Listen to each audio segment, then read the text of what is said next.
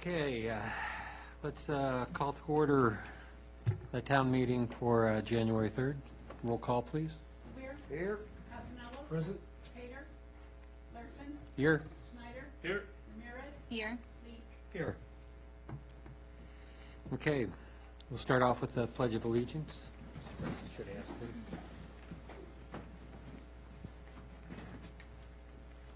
Pledge allegiance to the flag of the United States of America and to the republic for which it stands, one nation, under God, indivisible, with liberty and justice for all.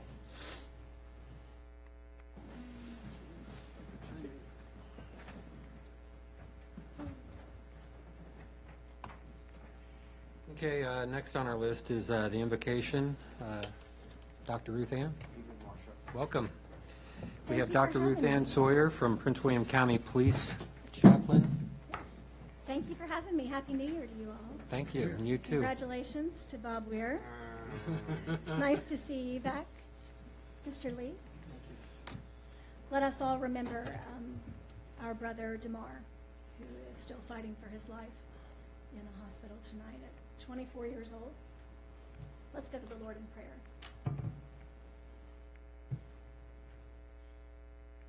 Heavenly Father, Allah, Jesus Christ, giver of love, creator of nature. We give this moment to you as we come together as a Haymarket community to make decisions on your behalf. You come to us in very different avenues for very different purposes, and we respect them all in this moment. Father, we thank you for our elected officials who are going to make decisions on behalf of our community. We thank you for our police department and for our fire and rescue as they put their lives on the line every single day for strangers. We thank you for our town council and our staff who plan wonderful events for our town and who put our best interest at heart. And Father, most importantly, we thank you for our community. We thank you for the residents of the town of Haymarket and for the choice that they made to live in our town. Father, we ask that you be present during this meeting and going forward as we ask these things in the name that you come to us. Amen. Amen. And now may the Lord bless you and keep you. May the Lord make his face shine upon you and be gracious to you. May the Lord lift up his countenance upon you and give you peace. Amen. Thank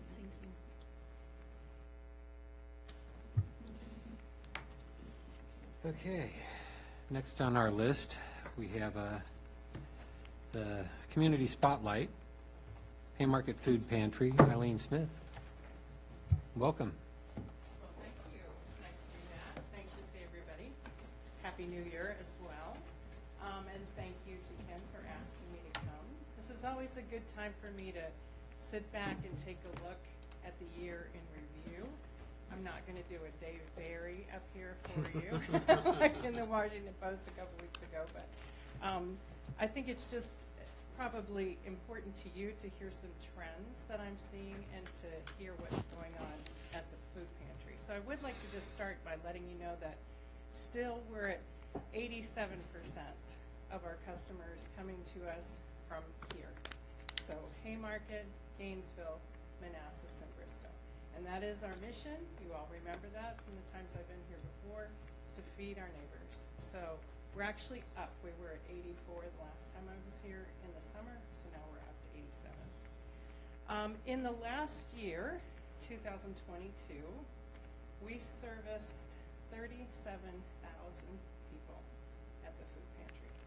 In terms of a trend, if you were to look back 5 years ago in 2018, so pre-pandemic, pre-crazy, pre-everything, we were at 21,000. And by my math, we're looking at about a 60 to 65% increase over the past 5 years. We also count families. So we count people, that's the number I just gave you, but we count families too, because some of our families have one person and some have 7. So last year, we were at 9,300 families for the year. By the end of the year, And when I say the end, that's the last quarter, so October, November, and December, we were getting close to 1,000 families per month. And what we're seeing is, even with, everyone says the pandemic is easing up and everything, our numbers actually are popping back up again. So we're at 40 to 60 new families per month, which that's outrageous for us. We usually are 2 a week, maybe 3, but never in the 40 to 60. So we have 5 different appointment zones during the week: Monday, Tuesday, Wednesday, Thursday, and Saturday. And we have appointments. So we put everybody in. Originally, we did 5 minutes because you remember it's a grocery store. So they get to pick, they walk around, and some are quicker than others. So we, give them 5 minutes. By the end of November, we were actually at 2.5 because we had to, crunch so many more people into that same time frame. So I think, if you ask me to come back in the summer, I'll probably tell you that we've expanded from 5 distributions probably. Either we'll expand the times on those 5 days or we'll expand to 6 or 7 days. It's just not fair to the staff to have 65 families sitting there waiting. It did not go well towards the end of last year. Okay. So in terms of just sheer pounds of food, so we give out close to 2,000 pounds every time we're open. And what that turned into last year was 481,000 pounds of food. That's up over the previous year of 360. So again, doing a little bit of math here, that's over 30% increase in what we were giving out. So you can see the numbers of people are coming up, so what we're giving out is coming up. What I'm spending is actually going up too, as I mentioned to Joe when I walked in. So, these numbers, when you see the numbers climbing, you need to remember that there are certain essentials that we have now said that we will always have, and those are the things that I have to buy. So I buy milk, I buy eggs, I buy toilet paper, things that everybody needs. And then I have things that we buy fluctuatingly. We have a top 10 list of things that people take from us every week. When we get low on those, I go to Cisco, I go to Wegmans, I go to Giant, I go to Walmart, and do a big buy.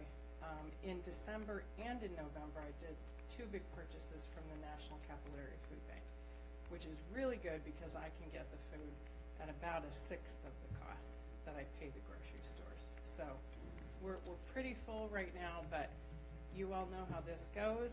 By February 15th, end of February, we're going to be back to our empty shelves again. Just to let you know, in addition to the food that we provide 5 times a week, we also have a few other programs. One is the Kid Pack program, and that is over all of the breaks for the children from school, whether it's summer, whether it's the holiday break that we just had, fall break, whatever. We give them breakfast, lunch, and snacks. So last year we did over 3,000 of those over the year. The year before we did about 12 because they were out of school for so long. We also do birthday bags, which is each kid who comes in that we know their birthday, when it's closest to their birthday, we give them a bag with a couple little presents, a cake mix, some frosting, some balloons so that they can have a little party. And then I'm sure that you all have talked with Sarah from Boxes at Basics. We partnered up with her last year and we gave out close to 350 wardrobes for our kids from her. So that was a really, really awesome thing. We've never, ever done clothes before, so that was amazing. I did bring my November expenses if anybody just wants to check me on what I'm spending. I don't know if any of you are accountants, but I thought somebody might be interested. I'm not really, but if you are, you can take a look at it. The monthly food purchases for the last quarter, just every month, ran about $30,000 to $35,000 a piece. The additional monthly expenses, and that's just like you have here. So the water, the gas, the electric, the ADT, the pest control, there's nothing superfluous on this list, I can promise you that. That ran in between 18 and 20. So our monthly net is running just low 50 right now. One thing that I think is important that you understand is what we're seeing at the food pantry, because it is a little bit different. So, you know, a year ago, I would have told you that we had Ukrainian refugees coming, okay? So that's not what we're seeing anymore. That's kind of died down. We still have a couple families from that cohort, but what we're seeing right now really is 5 different groups. The first one is retirees who can't make ends meet. And these are people who live in Heritage Hunt, okay? We're not talking about people who you're thinking about. I mean, this is people who are getting crunched. Their stocks have come down, their portfolios come down. Their and they taxes have just- gone up. They just, yeah, and they just don't have enough to get by. The second is kind of related, yet unrelated in some instances, and that's grandparents who now have kids and grandchildren living with them that they didn't have, you know, a year and a half or 2 years ago. And that's expensive, you know, to pick up 3 or 4 more people in your house. The third one I think is interesting, and I'm not sure if you've read this book. It's entitled Nomad Land. I don't know if you've heard about this, but these are, in the terms of John Steinbeck, migrant workers who go from place to place seasonally picking up work. Well, I'm not being judgmental here. I'm just telling you that we've had now 5 people who have come here to work for Amazon, who are living in their car, who don't have food, who've called us, and we've helped them. So I'm calling them this Nomad Land group. The 4th group, I'm sure you have seen this. I've certainly seen this before. Just in the last month, it's really seemed to have increased, and that's the homeless people on the corners. We do have all of our volunteers with cards in their car. So when we stop at a light, we give them a card. It has the times on the back, it has the phone number on it. Sometimes these folks don't have a phone. Sometimes these folks don't have an ID. Sometimes these folks don't have an address. So we've bent our rules a little bit. Let's not publicize that outside this room, because you are supposed to live within our range, or zip code range, but you know, if you're living in your car, you're in our zip code range. So we've loosened up a little bit. We also have quite a few people who live at the long-term hotel, right up where the car wash is. So, last but not least, there's a lot of just sheer families in this mix. They have jobs, they just don't have enough of an income. So tonight, I just went through the list right before I came over, just to kind of give you a little glimpse into who's over there. We've got 55 families coming in tonight. Before Christmas, again, we were at 65. So we're really watching this number, because after you get past 50, it really gets messy over there. The youngest person coming in tonight is 25, and he lives in Braemar.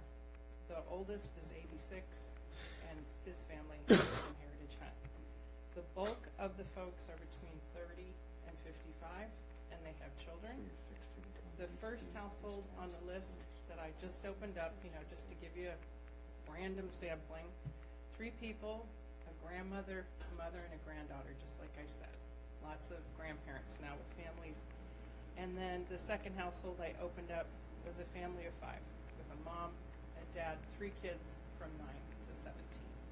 So, you know, we're definitely seeing some different things, but we're seeing some upward ticking, and we're seeing what we have put in place become a little bit too small at this point. So we're going to have to take a step back in January and February and figure out better ways to do what we're doing. I used to work for a software company 20 years ago, and every year we would just keep adding and adding and adding onto the software, and it broke, right? You just can't keep doing the same thing and expect a different outcome. So I anticipate this year we won't have gigantic changes, but we will need to make some changes if these numbers continue to creep up, and if we need to keep spending the amount of money that we're spending right now. Okay. Any questions for me? Joe? Yeah. Yeah. Eileen, thank you so much. Sure. For putting a spotlight on this issue. I suspect that 2023 might be even higher need. and beyond, given the fact that the IMF and other organizations are projecting a potential recession? I'm not sure how deep or how hard, but there's some kind of a connection there. When you were talking earlier about nomad workers, for Amazon, is that people working directly for them or for doing construction? For the people who are working at the new place over next to 66 behind Cabela's, they hire them, like 55 more workers for Christmas, just for a month. Oh, we were talking Okay. distribution. Yeah, Not distribution. okay. Okay. Okay. Yeah. Okay. We were curious Okay. about that. And apparently, in this book, I just started it yesterday because somebody told me about it, folks are doing this. They go where the work is, and then they go to the next place, and they go to the next Got it. place. So these are basically distribution center drivers, Yes. Right. Seasonal workers. seasonal distribution workers? Yeah, essentially. But, when I saw it once, I thought, oh, no big deal. But then I saw it again in December. So I would imagine it's going to go away. But just 5 new people from one place in 1 month. And I don't even know who else didn't tell us that was their situation. Those are just the people who. Well, Interesting point that no one's talked about. Yeah, really. Well, keeping the spotlight on it further, so you're open to anybody who's in need? There's no qualifying, no screening, or? You just have to be within our zip code range, so right around here, so we maintain that feeding our neighbor policy. You need to show us some sort of an ID. So the people who live in the hotel, they just show us a bill of the hotel, because their ID says Nevada or, someplace else. Most times, when we're being super strict about our rules, you need to bring an electric bill, some sort of bill that shows where you live, and an ID. And you need to tell us how many people are in your family, because we give you food based on how many people. So one person gets 1 box of pasta, a family of 5 gets 3 of the same thing. Got it. Well, thank you. I appreciate what you're doing. Works, yeah. Absolutely. Go ahead. Sean? Eileen, how is the new facility working out? Have It's you had lovely to see you, by the way. Let me Haven't see it seen too. you in a while. A little grayer than great. the last time you saw me. Yes. A little COVID. We'll make that joke later. The new facility could not be better. We could not be doing what we are doing where we were before, even where we were a year ago. So when I came to visit you in the summer, I mentioned that the place that was right next door to us, we had managed to rent that as well. So we have one unit that is the grocery store, and the other unit that is really like our warehouse. And I'm telling you, there's no way we could do this without that second place, because we are rolling through so much food right now. You should come over and see it. It's really awesome. I'd like to, so with post-COVID, I'm sure you still have a need for volunteers. Is that still people can still? Always, Okay. yeah. And I would imagine with, us needing to expand the hours, we'll need even more. Okay. Is there a minimum age still for? There's still 14 Okay. without a parent, 10 and up with a parent. Okay. Yep. And where should we go to? Is it on your website? Haymarketfoodpantry.org. Okay. We actually redid the website last fall. Looks super great. I would encourage you to visit it. Okay. And the second button up on the top thread says, do you want to help? Okay. You can help by money, you can help by your time, you can help by what have you. So second button, second thing down. Okay. Thanks for the invitation. I would come to love Yeah. come see. I was just talking to the scout that we had here tonight about, that it was nice to have you centrally located within the town, but obviously the needs were greater. So, but it's good that you're still have the Haymarket affiliation. We would have loved to have stayed here. There just wasn't a place for us. Gotcha. That had the zoning. Capacity that and we zoning. needed. Gotcha. Yeah. Okay. Thank you. Of course, yeah. Anybody? Bob? Just a suggestion, although you've probably already thought about it. I know you guys are partnering with people like Cisco and the Capital Area Food Bank and the grocery stores and that. Have you ever given any consideration to approaching either directly or through one of the local restaurants, somebody like Restaurant Depot, so you could take advantage of their economy of scale, or is it not worth it? Bob, my ex-husband used to sell food to restaurants. Never starts off so- well with that No, phrasing. so I'm intimately familiar with Restaurant Depot from a previous life. So the way that I would characterize Restaurant Depot is it's great for restaurants. But Because not for you. if you want to buy a bag of hamburger buns that has 50 in it, Yeah. that's where you go.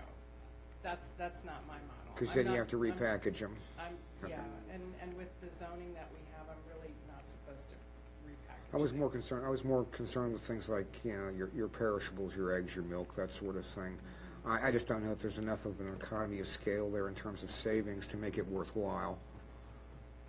Many of the things that I purchase the smaller sizes. So like peanut butter. At, Giant, you can get the Yeah. peanut butter that's 16 or you can get the 8. I buy the 8 because it's half the price. As opposed to the 8-pound can. Exactly, Okay. yeah. Because, they can come once a week. If we were the once a month model, the bigger one would be great. But since they can come once a week, I don't want to give out $6 worth of peanut butter Yeah. every week to the same crew. But thank you.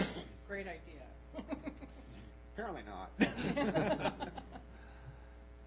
Okay, anyone else have any questions?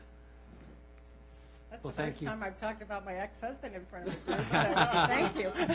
And I did it with a smile. I just want you to know that. Consider us therapeutic. There you go. All right, thank you very much for having me. Thank Happy New Year. you. Happy New Year.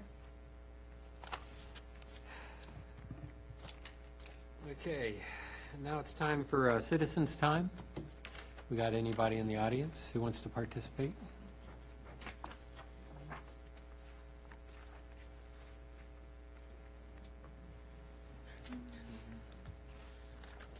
Good evening, Jim Payne.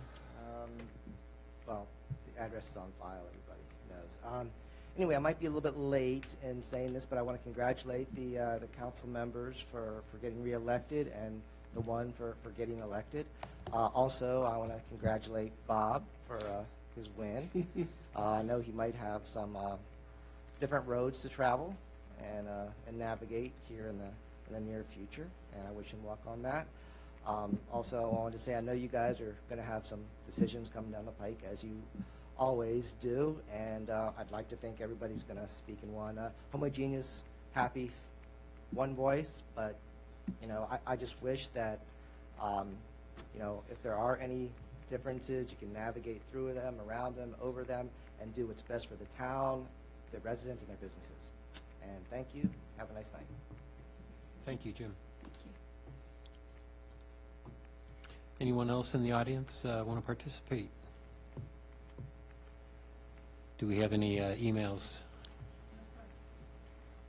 Okay, so we'll move on. Before we move on to the organizational items, I'd like to, if without objection, add a line item. We do have an opportunity for Delegate Rome to come in and kind of give us a presentation. I think it's important to have her, even though it'll be probably late. It'll be around 9 o'clock that she shows up, mainly because she's part of the charter committee, and our charter is being reviewed. And besides that, she has other items that she would like to brief us on before she presents them in the next congressional session coming up in February? January? January Starts Coming at the up. end of the month. At the end of the month. 3rd, maybe, something like that. Any objections? No objection? Okay, so we'll add it right before adjournment, and if needed, we will go into a recess until she shows up, if we finish up early. Mr. Mayor, could I have a moment? Yes. I'd like to take this time if Ann Seif would step forward. Ann Seif is our new PD admin assistant. She started today and was welcomed with a wonderful lunch from Mission Barbecue. And she actually got to meet the mayor earlier, and she made her rounds over here. And just want to take this moment to recognize her and let her introduce herself to y'all. I'm in. Welcome. Welcome. We're a cast of characters. We get used to it. I'll be back tomorrow. Oh, thank God.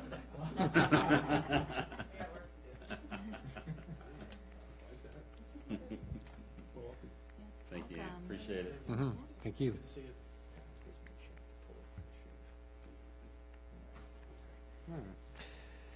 Okay.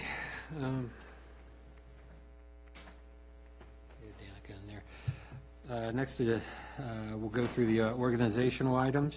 First on the list is appointment for vice mayor. Do I have anybody on the floor? Recommendations? Joe? Mr. Mayor, I'd like to make a motion to appoint Tracy Lynn Bader as our next vice mayor. Okay. No seconds required. I guess, do I collect a list before I go through? Okay, anybody else want to make recommendations? Okay. I open it up for discussion then before the vote. Would you like to say whether you're willing or not? Yes, I am. I enjoyed my position in the past 2.5 years, so would love to continue. Okay, any comments from, then we'll put it up for a vote. We'll make it a roll call vote, please. No second is required. No second, you needed a second. Sorry. Lear, Aye. Pasanello, Aye. Bader, Yes. Schneider, Yes. Ramirez, Yes. Lee. Yes. Okay, point of information, who'd we record as the second on that? There was no There second. was a Second. For a second. Not required. Just a nomination from the Okay, floor. that's what I thought. Sorry for the confusion. Okay, next, we got the liaison positions. Now, I know in our procedures, we got a boatload in there. We don't have a historic commission anymore. We don't have a historic commission. Let me see, that's section 7. Let me get to section 7. 7.1 something. Back to page 17. I think. Yep. Okay, there we go. So right off the bat, we'll start with the, with the Planning Commission. Mr. Mayor, I'd like to make a motion. Yes? I'd like to nominate Mr. Weir to the Planning Commission liaison. Okay. I was going to do something first, but okay. Oh, okay. No, that's all right. That's all Are you right. sure? That's all right. Yeah, that's all right. That's fine. Beat you to it? No, something else. Okay, I got, Get back to the top of the agenda. we're on the top of the list. Anybody else want to recommend somebody? 7 point what? 7.1, packet page 17.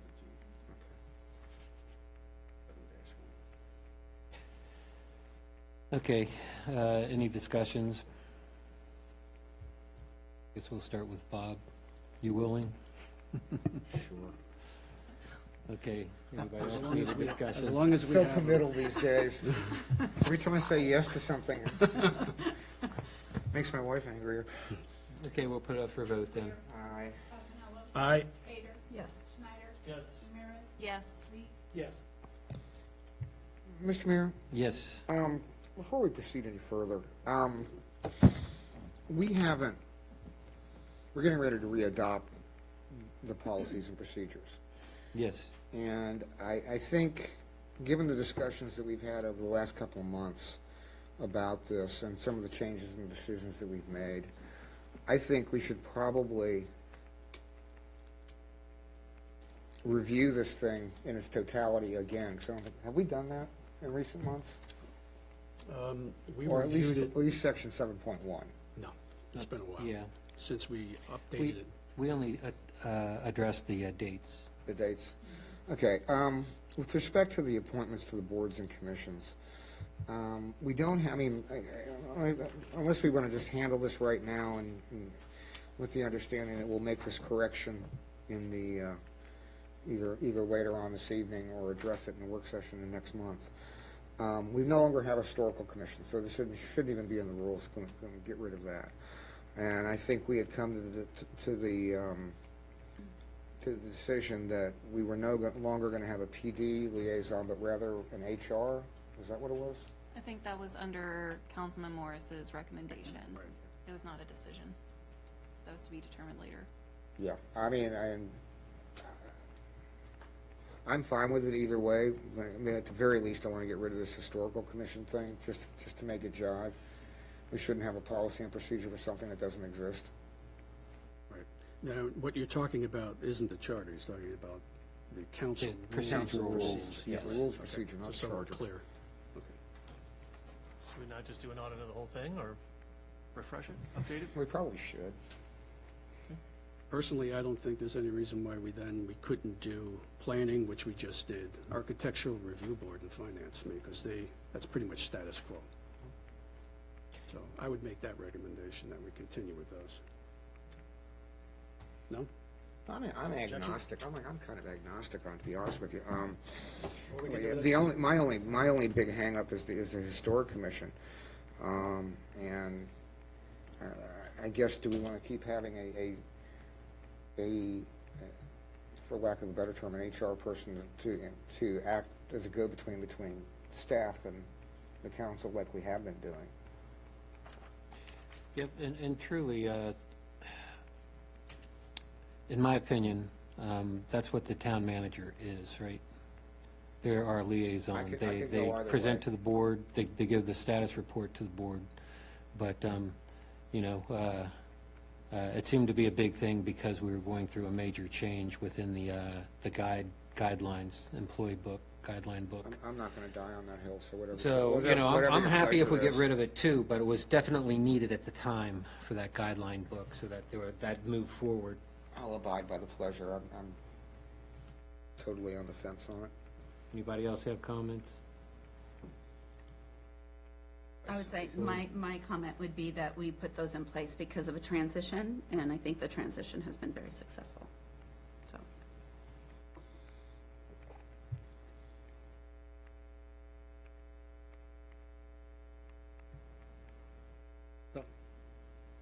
The only other thing, Mr. Mayor, staff, do you see a benefit of having that liaison, or is it stated that we sort of operate in that function anyway with the town manager?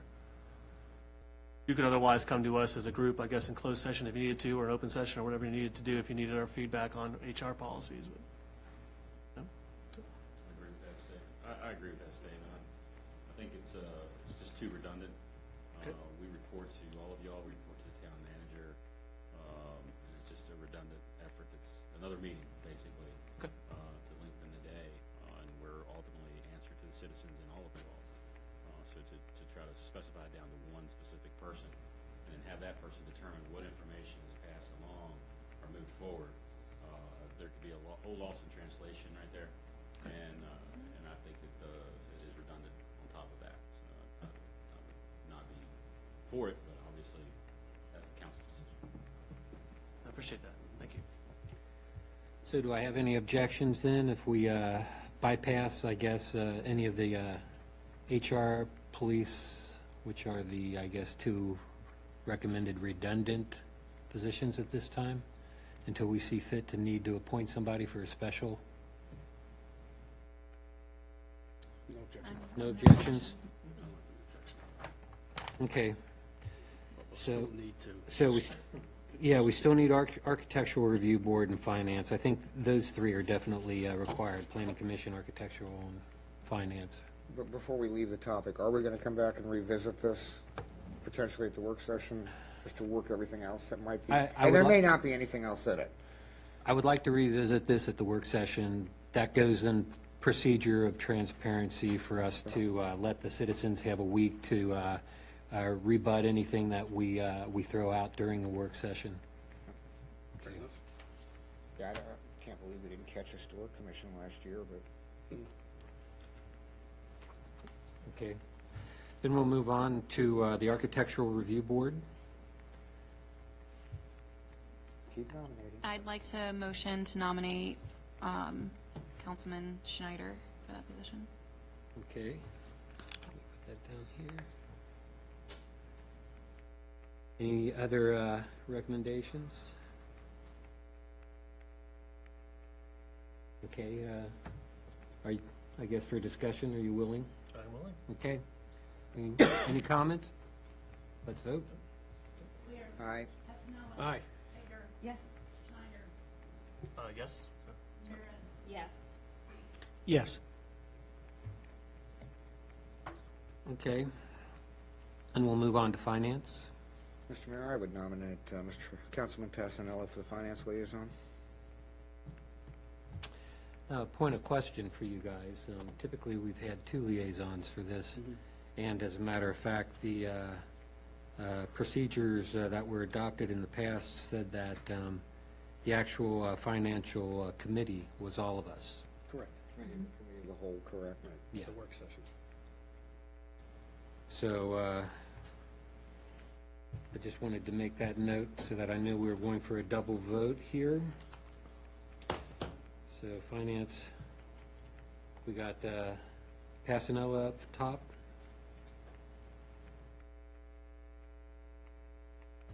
So we're saying we are keeping the 2, that's the request? Well, I'd like to nominate Mr. Weir, Okay. for as Okay. long as we have him. Okay. I was just trying to do it one at a time, but, okay, whatever. I wanted to make sure you Well, if we could get a list, we go down, right? Yeah. And the first 2 win. Does that work procedurally? Any, Martin, I don't think it makes a difference, does it? Neither is a slate, or it doesn't matter. Again, not a hill I'm going to die on. any other recommendations? Okay, well, we'll open it up for Passanella. Are you willing to accept the position absolutely, if yeah. voted in? If you want, I'll tell you, I think the last 2.5 years were very productive. I've seen some really good growth on staff, and it's been an actual pleasure doing it and working with Bob. I think we come at it sometimes from different positions or different angles, but Yeah, we seem to different get to the perspectives. same location, right? With marginal bloodshed. So I'd be willing to continue to do it.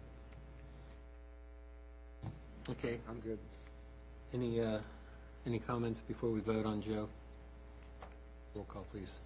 Beer. Aye. Passanella. Yep. Pater. Yes. Schneider. Yes. Ramirez. Yes. Yes. Okay, next up is Bob Weir. And we already got your comment. You said you would still be willing. Yep. Okay, any comments? Up for vote. Beer. Aye. Passanella. Yes? Pater. Yes. Schneider. Yes. Ramirez. Yes. Lee. Yes.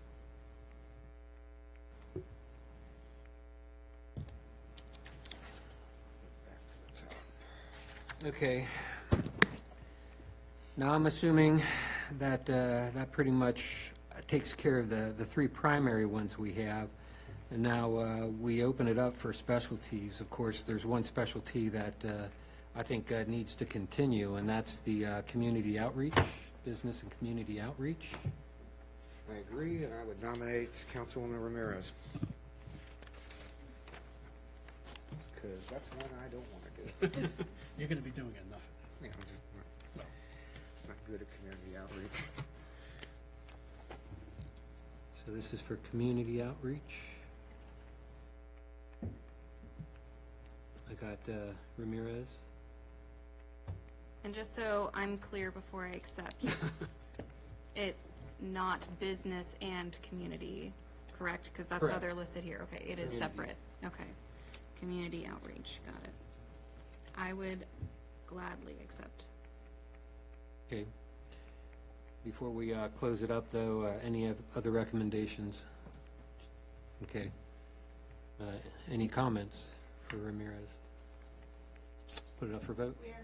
Aye. Passanella. Yes? Pater. Yes. Schneider. Yes. Ramirez. Yes. Lee. Yes.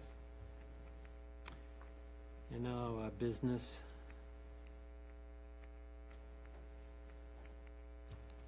Outreach. I'd like to motion to nominate Vice Mayor Tracy Lynn for the business liaison position. Okay. Peter. Any other ones to add to the list before we vote? Okay. Are you willing to accept? Oh, yes. Okay. Any discussions? Let's vote. Beer. Aye. Passanella. Yes? Pater. Yes. Schneider. Yes. Ramirez. Yes. Yes. Okay, I think that's about it. Does anybody feel I'm missing any appointments? Okay, then we'll move on. We got a review of policies and procedures. Mayor, if I may? Yep. I've done a quick pass-through on it here in the last couple of meetings, excuse me, last couple of minutes, and my earlier concerns are abated. It looks like we have addressed everything that we have talked about previously in terms of closed meeting times, the 6 o'clock versus the 7 o'clock, the work sessions. All of that stuff is in there. The only thing that I would take issue with is what I've already raised, the Historic Commission, and I guess there's some objection to the PD liaison. So if everybody is willing with the amendment of section 7.1 to eliminate the last two positions under Article 7.1B. 7.1 B. B. Second line, it would now read, the council by majority vote shall select the liaisons for the following positions: Planning Commission, Architectural Review Board, Finance, and then you would strike Police and Historic Commission. The question is, do you want to make the business and the community outreach liaisons additions to that line item? And then I think we could just make those amendments, and I think, as best I can tell, nothing else has changed. And we could proceed and go ahead and adopt this. I do feel that the outreach positions should be permanent, but we can always add some type of caveat where it's whatever ad hoc. Well, it's entirely at committees. the will of the council at any Yeah. point in time anyway, so it'd be one way or the other. But if you want to Ad hoc opens it up memorialize for, it and put those, there is a sentence for ad hoc committees in section C. Yes. The question is, do you want to leave the community outreach, or do you want to enumerate the community outreach and the business liaison by whatever title you want to call it? yep, that's up and for just discussion. memorialize it within the rules so that it's maintained from year to year. It's up for discussion. You guys feel happy with keeping it memorialized? Striking police and historical and adding And community and business, that's Yeah. Okay. So, under direction, if you could add that, and we will further discuss it at the work session and go into adoption at the next meeting. That's fine, if you want to do, okay. No objection. The only follow-on to that, I guess, is revisiting the expectations of those two positions. I would assume they're complementary to some extent. Yeah. Okay. Or if there's any need to define it, so. Okay. Okay. Everyone happy with that? Any questions before we move on? Okay, time to move on to the consent agenda. Anybody want to open any of the reports? Go ahead. Mr. Mayor, I'd like to pull the town treasurer report. Okay. And I'd like to pull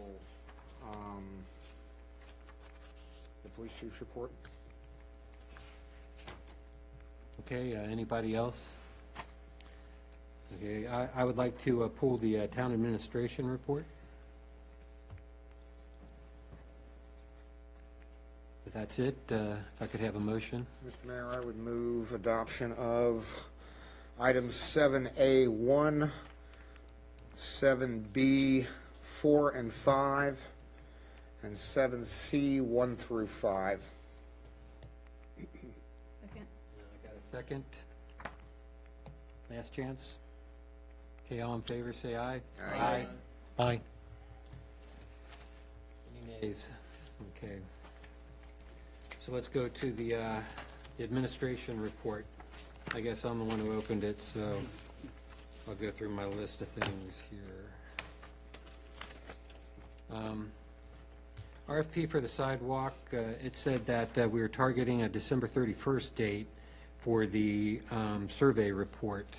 Have we gotten anything from that? I followed up with those responsible for the report, and I'm still waiting for a submission from them. Okay. Who's the contractor on that Name or company? company?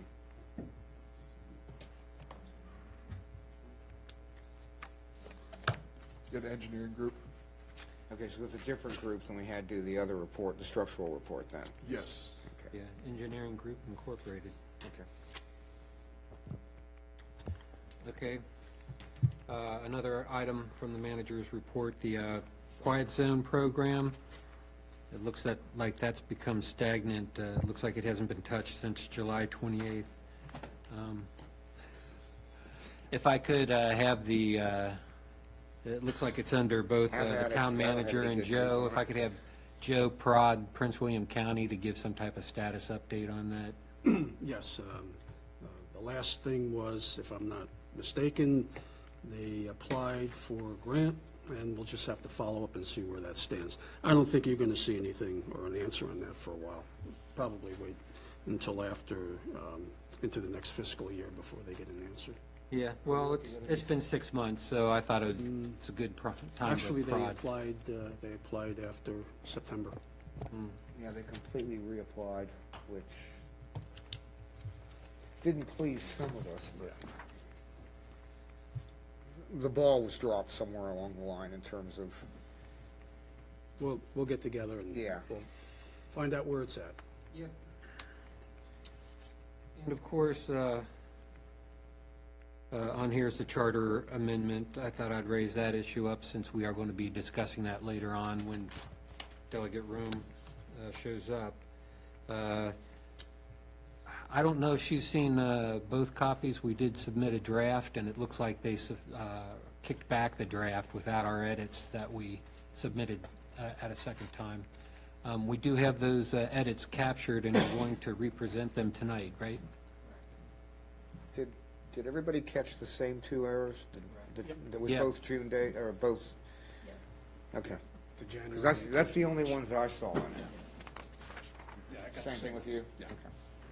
January, March. Okay. Okay. September, March. Holiday and Christmas event. I guess we haven't really had a public discussion of that. Well, we did, I guess, a little bit. No, we didn't, because it wasn't before our last meeting. So if we could give kind of a status of the turnout of that, and Sure. So I will defer to staff as well, but I think it was a great success. I think that everything ran very smoothly. The weather, cooperated, which was great. I think that staff on site was amazing. I don't know what our numbers were. We did a video, which was amazing as well, so. That is Roberta? Yeah, that is correct. So the event the feedback we got from Aaron, who unfortunately is not here today, was it was a positive event. Vendors alike as the crowds were happy. I think there was a few little hiccups, but it sounds to me like the staff on board, including Chief, made it happen. So no one even noticed. We do have a video that we have completed. It should be out this week, and that'll be up this week on the websites. As far as the numbers, I would have to get with Erin. I will meet with her tomorrow, so see if she has any more information on those.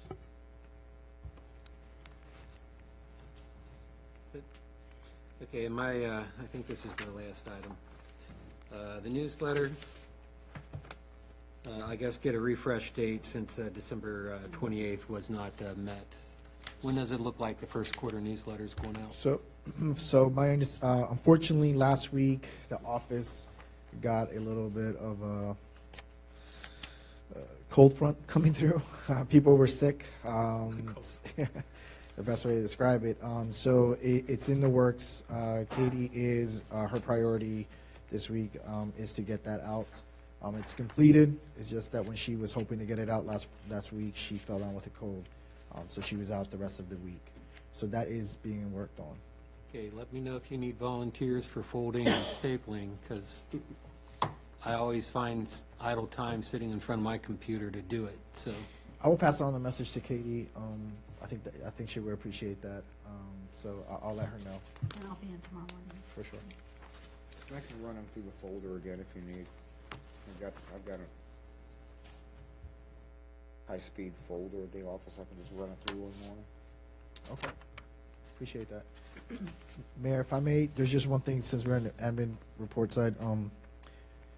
On your desk, on the dais, you will see this report. This is a structural report that we have been waiting for concerning the park building.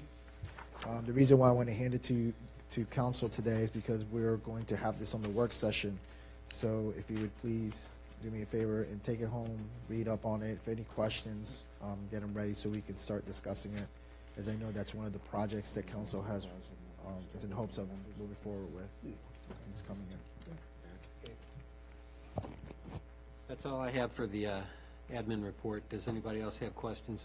Well, just a comment regarding the report that we just got back from the PE on the park building. We're going to start taking a look at running some numbers to see what the costs are associated with the report, and we'll come back and be prepared at the work session to get into a discussion about it. So, Is that just clear, is that just to look to the cost to do the remedies suggested in the report, or overall use of the? I think both. And if I may. Go ahead. Yeah, I think in the report itself are, not so much recommendations, but where the issues are that need to be fixed. So we need to throw a number at that. And then you have to also think about fitting out the building for the use, and what are we going to use it for, if we're going to use it. And is it economically viable to do that versus do something else? I mean, Okay. to Joe's point, there are some significant structural repairs. We're not going to go down the No, rabbit hole I'm right just now. saying. Okay, we're going to I'm save just it for saying, the work session. I think what we need to get is some high-level numbers and sort of a position of where do we want to go with it? Because one of the things they're talking about is whether or not the floors are load-bearing enough. So, we need to get some numbers together to kind of get a sense of, determine where we want to go. Are you going to coordinate this with our town engineer, or where are you getting your basis of estimates for We're going to this? probably have to get it We're through going to them. talk about that on Thursday. We'll start to go through it. We have to read the report. I'm kind of surprised there aren't some initial figures in this engineering report. I'm But not sure that was in the scope, though. I thought it was, but maybe I'm wrong. Mr. Mayor, for the work session item, when we bring it back to the work session item, if we can revisit, we've had this discussion several times about, and Emily had some ideas about reusing the building either for a meeting space or using part of it for public restrooms for the park. So if we could incorporate that, those initial roll through those previous discussions, so we can all revisit our previous. I think it's going to be intrinsic to it, because if I read the thing properly, and I just briefly glanced at it, the restroom load-bearing weight is the issue, not the structure itself. Apparently the structure's in relatively decent shape. It's just the basement's a bit of the basement and the foundation are a bit of a mess. There's still water infiltration as well. Oh, yeah. And water infiltration, not just in the basement, but also at the chimney and some other places. So you have to really take a hard look at what are the repairs for that as well. Yep, and one of the biggest concerns that was repeated through this report is, which all structural engineers understand, is that refinishing a building is like an onion. Each time you peel a layer away, there's something else that's a problem. When you correct that problem and peel the next layer, there's another problem. So this is just going to address what they could visually see, because they couldn't, their scope wasn't to actually poke and prod at this building, so. We're just already be aware of posturing, that. we're already talking about positions. The Let's wait proper till term, next- So, Okay, so maybe my question needs to wait till work session. Well, I mean, this is all, so when you guys read this, y'all kind of pick up some of the key points that, and So you what- start to what- put these questions what together. the mayor is saying, the proper term is money pit, potential. So we just have to, we have to go Be through. aware of it. Judgment for Yeah. work session. Mike, counter to that, before someone goes, they like to pick on me about these buildings and things like that. We own old buildings that need to be maintained. Any building will need to be maintained and upgraded. If I understood the purpose was to look at it for either a meeting space. Okay, we also have the example, we picked up one of these buildings and moved them. So we have the advantage of looking how that this building was adaptively reused and brought up to code, and what the cost of those that are involved. So my suggestion, Because if we do anything further on it, we would need to go, exterior-wise, we would need to coordinate with the Architecture Review Board. But I would hope that we would first look at what the intent is, review it from what we expect the building to do, review it from that lens, and then go into the weeds of what it would take to do that versus the opposite. Yep. So I would appreciate that. But I just want, with what I'm saying, though, I just want the finance committee to understand, or the finance liaisons to understand when they discuss this. Make sure you pad your numbers so that we understand if we're capable of. Pad our numbers? Well, That's the wrong term. Wrong term, but make sure we have a reserve to handle any new findings, and we're capable of funding those new findings. So, yeah, you're talking about a contingency. Yeah. Let's talk about this at the work session. Everybody reads it. We're going to throw some numbers at it as best we can, and then, we'll have that discussion. Go ahead, Bob. I think, before anybody gets all wrapped around the axle on this, I think one of the things that we have to do is, when we meet on Thursday and start talking cost, we're going to have to look at the report a little more deeply than we have. I think we've just scanned it today. And I think we're going to need staff to follow up with the contractor, with the engineer who did it, because in order to properly scope the cost, before we start coming up with an outrageous amount, assuming that what he's saying in there is correct, I'd kind of like to get a little more feedback from him. One of the things that scares me is the condition of the roof that he claims. I don't buy it. Can I make a suggestion? Sure. We can go back to what I initially said. Let's go to work session, revisit what it is that we want to do with the building, affirm that that's the collective goal of the council. Then we go back and start attacking the numbers. So I'm actually fine with that, unless the only thing that I really want to address is what do we have to do to get to that stage? And like I say, I'm not too worried about the roof, but the I roof am. was replaced. I think you guys had to replace less than 10 years ago. He's calling into question the. I mean, and It was also a that's kid neither house here nor there. that was built by. Yeah, I know. Sears house was built And like I say, on I'm not going to worry about the roof a So- whole lot. What I am concerned about, and what I'd like to get a little more information from them on, and what will be a huge price driver, is they've got some recommendations with respect to structural integrity and putting in new trusses and girders, steel I-beam, specifically for a public restroom. And I'm a little hazy on his rationale. So But any commercial upgrade use, we're gonna have we're to gonna- do we're that. gonna get- we're gonna- Regardless, yeah. it's a building that needs to have it done because we're going from a residential use to a commercial use. The idea that it's already on, I think what we can do before is they were able to you just slide the beams through. I think we did that with one of the buildings out here. So I'm myself saying not go down the rabbit hole, we're going down the rabbit hole. I just looking at it from if we have a goal of what we want to do with it and approach it from that goal. And that's what I'm assuming the goal is to put it back into use as a public Yeah, space. some sort of meeting space. So I just want to get some preliminary numbers on what is mandatory to get to that, and what is not. Like, quite frankly, I'm not going to worry about the roof, and I'm not going to worry about the exterior.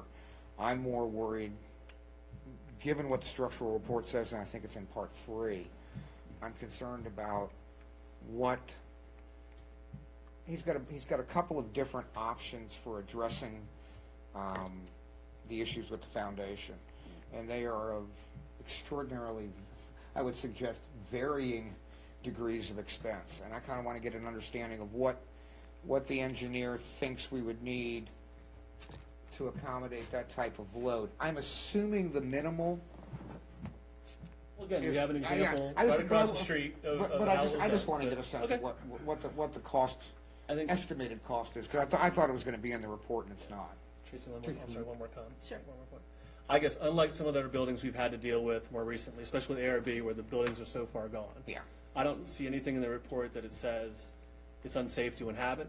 No. Or it's unsafe to occupy, and so I think I don't want anyone to have the perception that there's a safety issue, anyone going into that building right now. No, it's structurally sound, Yeah. according to him, But except it's for the gonna need base, some except for the significant foundation, yeah. amendments to turn it into whatever we decide we want it to be, so, thank you, Tracy. No, absolutely. So our homework for the January 30th work session would be to review this report, go through the things that we're wanting to research, Yeah. and then come with our opinions on. We're going to try to get some details from staff, both from the engineer.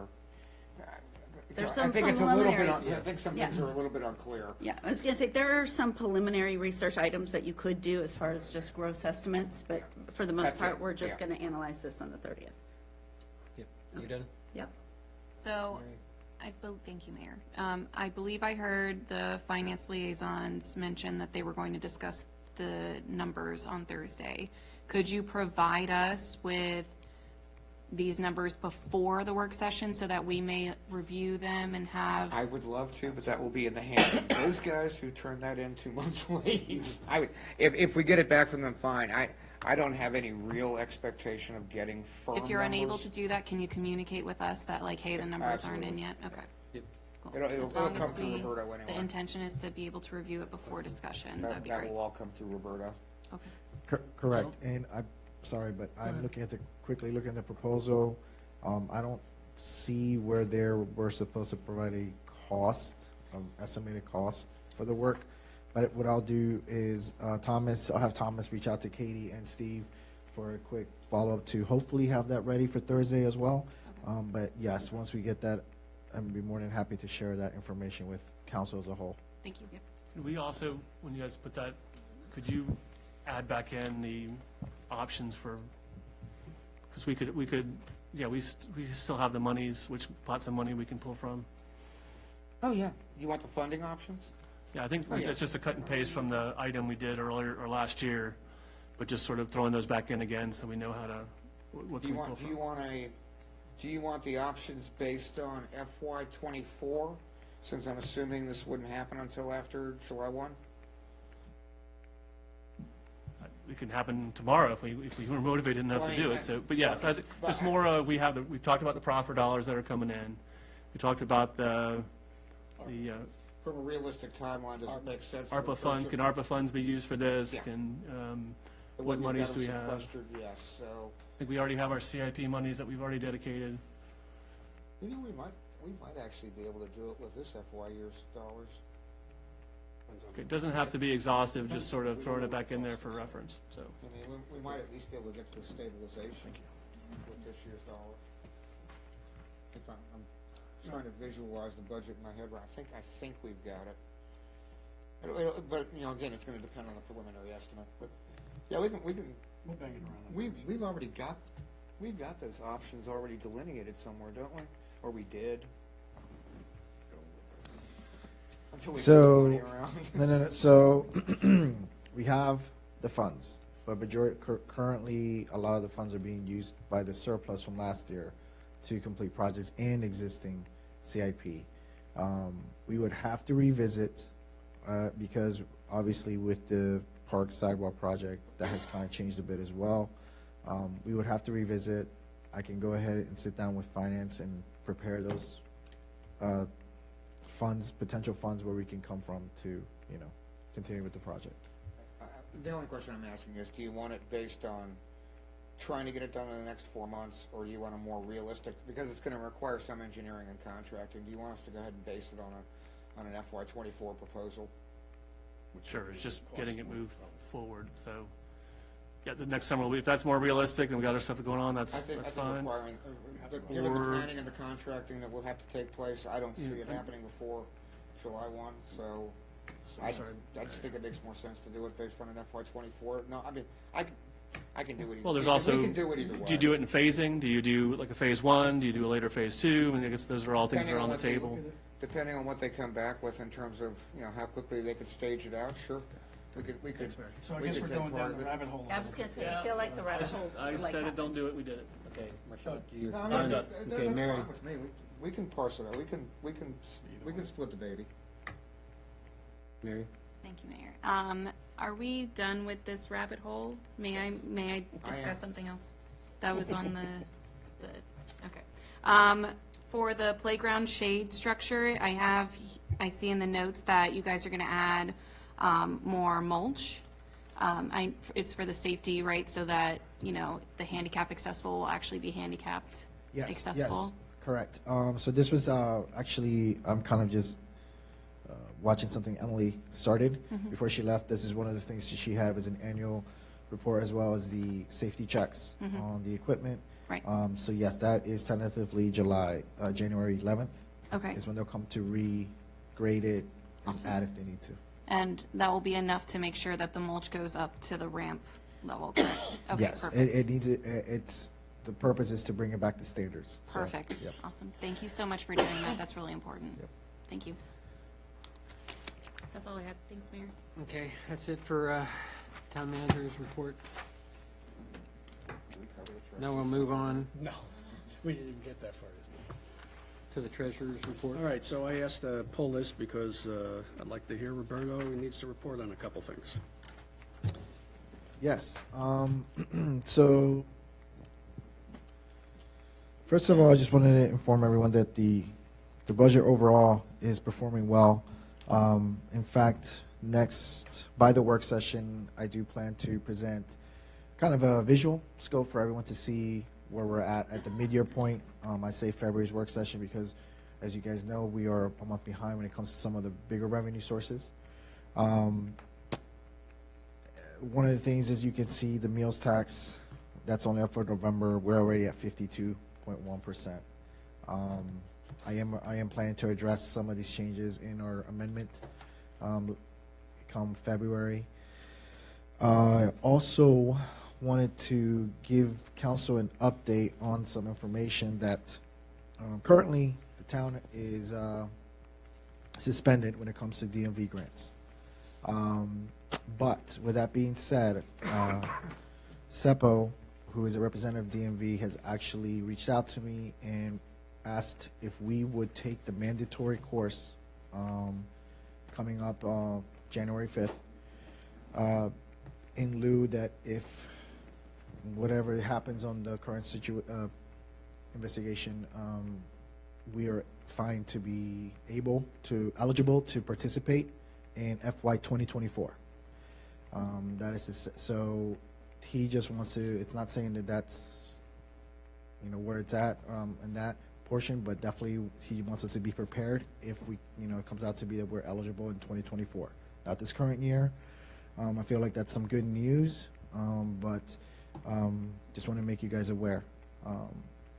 I will be taking the course as I will be administrating that grant going forward, but I have also asked Chief Seibert if he could participate, just so we have two set of eyes on it, and we hope to report back to council in February's meeting how that goes. The other thing I wanted to update you guys all to is currently we're still working on the audit. That is sadly to Councilman Ware's wants. It looks like we were going to still be working in January with it. Should have been done by now, but there's just a lot of things that have happened since then. So aside from that, I'm not sure if there's any specific questions on the budget you guys want to ask me. Bob. On the DMV class, I'm assuming this is strictly on the admin side of the house, the financial, the reporting, that sort of thing? Correct. Not on the procedural implementation? Or is it both? I believe it's both. I believe it's more how to administer the grant. Yeah, so. What the record-keeping requirement is? Exactly. Everything it entails to make sure that, everything's done the correct way. Sounds more like a contracting officer's training. Correct. I'm not sure who took it prior, but I know that it is a mandatory, and as me being the treasurer, that's how they see it, that I should administrate the grant, just like all the other grants that we do through the town. Is this a charged course? What kind of time frame are we looking at for the course? So the course is, they're moving to virtual, which is a nice thing too, because now the chief is able to attend to it as well, because prior they planned to do it in person in Fairfax County, but it was a smaller room, so we were very limited on who can participate. But since it's virtual now, the chief will be able to attend as well. It'll take place on Thursday from 9:30 to 12:30. So if I don't respond to your calls or emails, that's what I'll be doing here at the town hall. Okay. Any more questions? And that's it for Roberto's report? Okay, then we'll move on to the police chief report. I think I asked this question last month, and I thought I got an answer, and maybe I'm thinking of a different chart. But dispatch calls for service 2022, we're up a third, Yes, sir. again, over average, so I guess Roughly it's about- not just a blip. No, it's not a blip, about 10 to 12% in the last 2 months. 10 to 12. Yeah, well, dispatch calls for service, we're running around 30 in September, October, and we're at 43. That's like in 30%. A seasonal anomaly or just things, A little bit- circumstances changing? Little circumstances changing, but I think it was a little seasonal anomaly. And I meant to say about 10 or 12 calls. My apologies, not percentage. But you've seen an uptick also in our arrest, but that's relevant to the calls for service, both dispatched and direct contact calls, and then officer initiated. So a little bit of seasonal, considering that most of it was traffic related. Again, the seasonal It's side. just interesting that the dispatch calls are rising and the direct calls are dropping. Well, we've tried to inform people as best we can that it's best to go through dispatch. We don't want to get rid of that contact directly with us, but we like being able to answer our FOIA requests completely. If an officer, just let's take the tractor trailer that was blocking the intersection here a couple of months ago for an example. Me and Chip and Kim and Emily was all out there dealing with that. If an officer gets a call from an individual while they're dealing with a call like that, and it could be an out-of-area call, somebody at Piedmont or things like that, they might not remember to put that on their rundown. So if I get FOIA'd by that person, there's no record of it.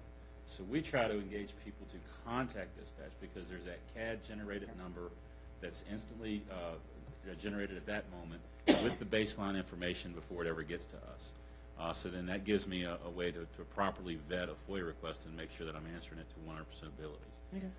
So it's just educational, and also, letting people know and getting the word out what the best way to do is we deal with the corporate limits of Haymarket, not the zip code of Haymarket. I mean, I'm just concerned about how, I thought it was an anomaly last month, but it looks like we might be establishing a trend, and that's fine.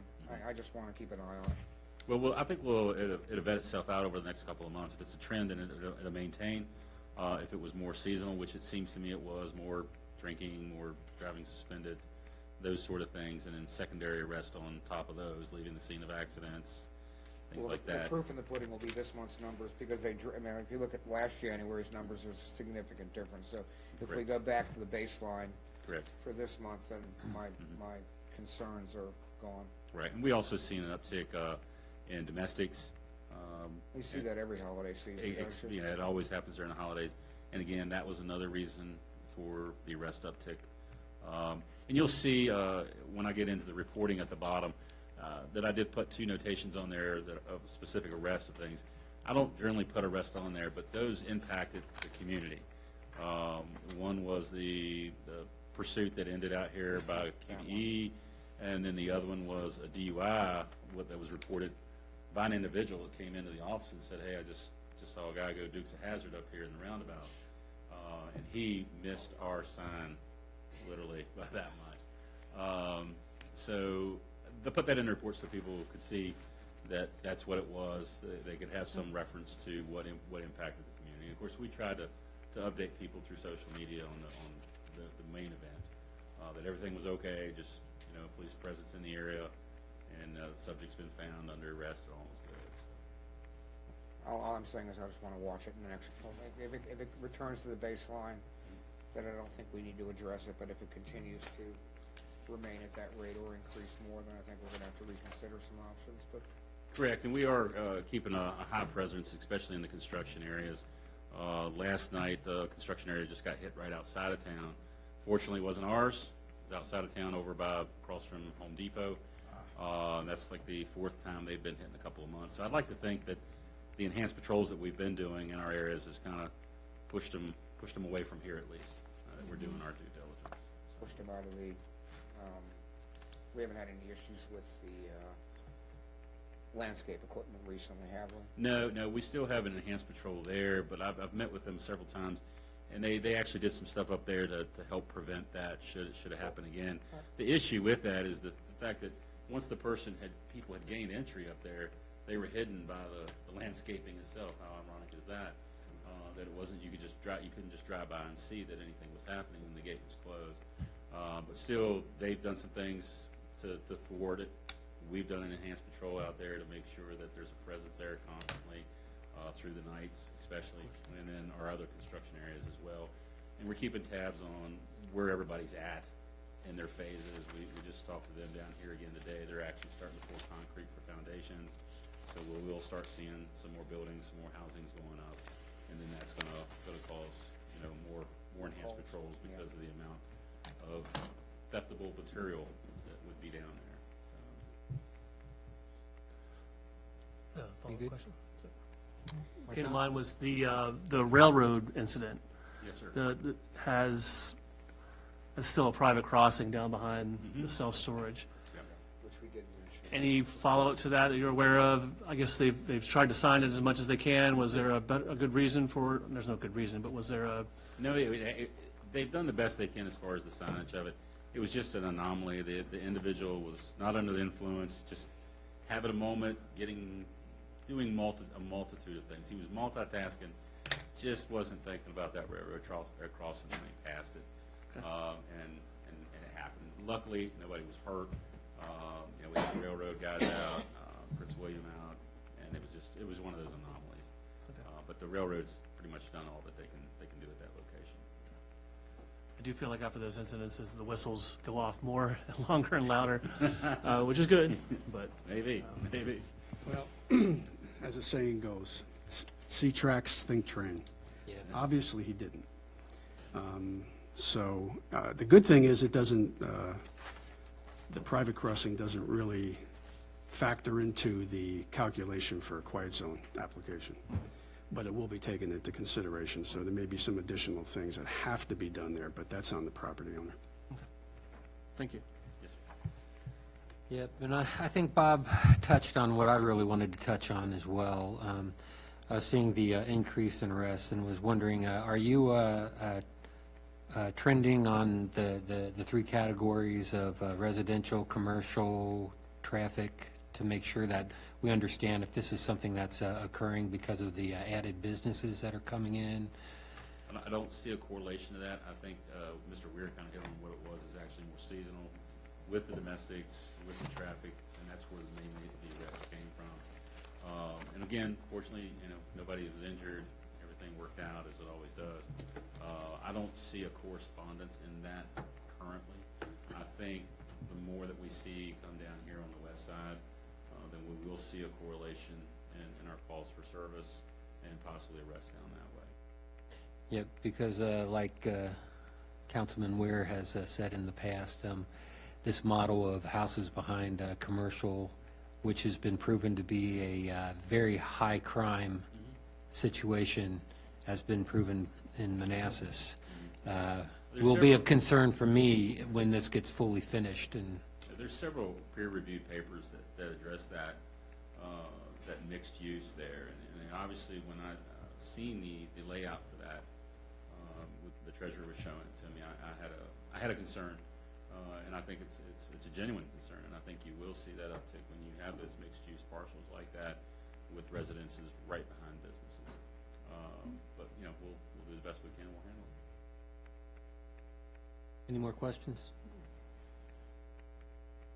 Okay. That does it for the police report. So we move on to the next agenda items. The ordinance 2022-006, the Chesapeake Bay Protection Act. Since those discussions are done, are we going to Yeah, let's Oh, yeah. So in that case, I would move. We didn't approve them? No, we didn't. Hmm. I would move adoption of items 7. Did we take? Is that all we took out? Yes. I thought it was, okay. I would move 7B, 1, 2, and 3. Second. No, you're fine. Lost Okay. my page. Point of information for the clerk, did you catch that second? Beat you out. Okay, Sorry. No, you're fine. let's, I'll put it up for a vote. All in favor? Aye. Aye. Any opposed? Did you? Okay, so since we do have our delegate here, I guess we'll rearrange the schedule again, or the agenda again. Move Danica up to right before the agenda items. I've got a presentation for the PowerPoint slides. Oh, you have it? Perfect. And, So if we can give you a mic. Whatever happened to our? check one. All right. Look at that. Whoa. Sorry, what did I miss? All right. Well, first, if you want to click present, that might be the right button. Slideshow. Okay, great. So first, thank you all so much for the invitation. I literally just spoke over at Heritage Hunt. I'm going to give you a much more condensed version of what I said over there. I managed to get out of a Heritage Hunt town hall in an hour, and we had like Q&A and everything. I'm just amazed. And so I'm so glad to be in front of y'all again today. Whole point of this is just like we do every year, I want to be able to present to you the ideas and stuff that we're working on before I file the final versions of the bills so that you can give me your feedback. And there is some significant things involving Haymarket in the general vicinity this year. So I would like to get all into that. So, and for those watching at home, my name is Dana Carome. I represent the 13th district, which includes the town of Haymarket, as well as the city of Manassas and the western Prince William portions of Gainesville and my lifelong home, Manassas. So let's go ahead and go on into the next slide. So this just gives you a little bit of a timeline about where we've been, where we are. Right now, the January 6th part, all of the edits that we have for bill drafts, those are due back to the Division of Legislative Services by this Friday. And so anything that we can get back from you all, especially for your town charter, which we will talk about tonight, I need any of those edits sent back to me by Friday this week. And then on January 11th, that is the first day of session. So I have to have all my bills filed, submitted, everything done by next Wednesday, January 11th at 10 a.m. And session begins at noon that day. And you will have the edits before you leave tonight. I'll have the edits before I leave tonight. Thank you so much, council member. I am so excited I would for that. suggest you already have the edits. Who knew? All right, let's move on to the next one. Okay, so FOIA for councilman nominee, whatever title that he wants, Weir. One of these is going to look really familiar, and then the other one is based on a request. So, whole point of this one is what we did last. I'm going to go back for the last 2 years. So we had submitted a bill that went to the FOIA Advisory Council by my request, basically trying to figure out what can we do to limit some and eliminate other FOIA fees. Very, very often, municipal governments, local governments, state governments will use FOIA fees as a deterrent for people to be able to get access to information that their tax dollars have already paid for in the first place. And so I'm trying to make FOIA more accessible to more people. That is a radical notion in the Virginia General Assembly. It is a party of one. And when I say a party of one, I mean that this past year when I brought back the 10-3 approved FOIA Advisory Council version of this bill, I could not get a second on the motion to report the bill out. It died for lack of motion, therefore. That was disappointing because we had bipartisan support of people testifying, Republicans, Democrats, Independents, all alike. Long story short is I believe there's a part of that bill that does not deal with the FOIA fee structure that we can still actually get out that has a chance at passing. And one of those parts will say that a locality is going to be required, or municipality in any case, will have to have its FOIA fee policy posted online so that people actually know what they're getting themselves into before they file their FOIA request. This is more based on the idea of outreach is preferred as opposed to asking the people to come to you or to come to me. we should be going to them and putting that stuff out there first. Then they can decide to make that adjustment. And then the second one here is, again, as one of our members of the county council is extremely well aware, sometimes we have localities that very much accept bill processing through electronic means for a lot of things. Think of your car tax, for example, or your personal property tax, whatever. There's a lot of people in Prince William, or a lot of different parts of Prince William County government that accept FOIA fee, or accept you to use your credit card online. But yet, when it comes to FOIA, you have to go all the way to Woodbridge in person and hand them a check. I think that's not right for a locality of our size that has the ability to do this. So this will require localities that otherwise already accept electronic payments for FOIA to have to, or for other things, to have to accept electronic payments for FOIA. This should not be a big deal. In a normal year, this would be as close to a layup bill as we're going to get. It is an election year. Moving on. We will try. Okay, so let's move on to the next slide. Okay, that's just basically the very short version of the policy here.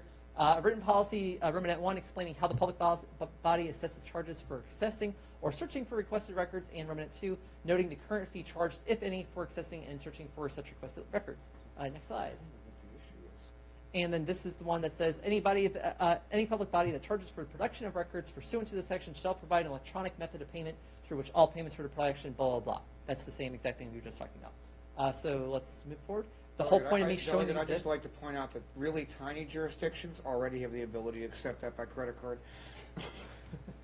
The pushback we typically get is for towns that are like 125, 200 people. That's usually the thing. And so in order to make VML happy, this is what we have to do.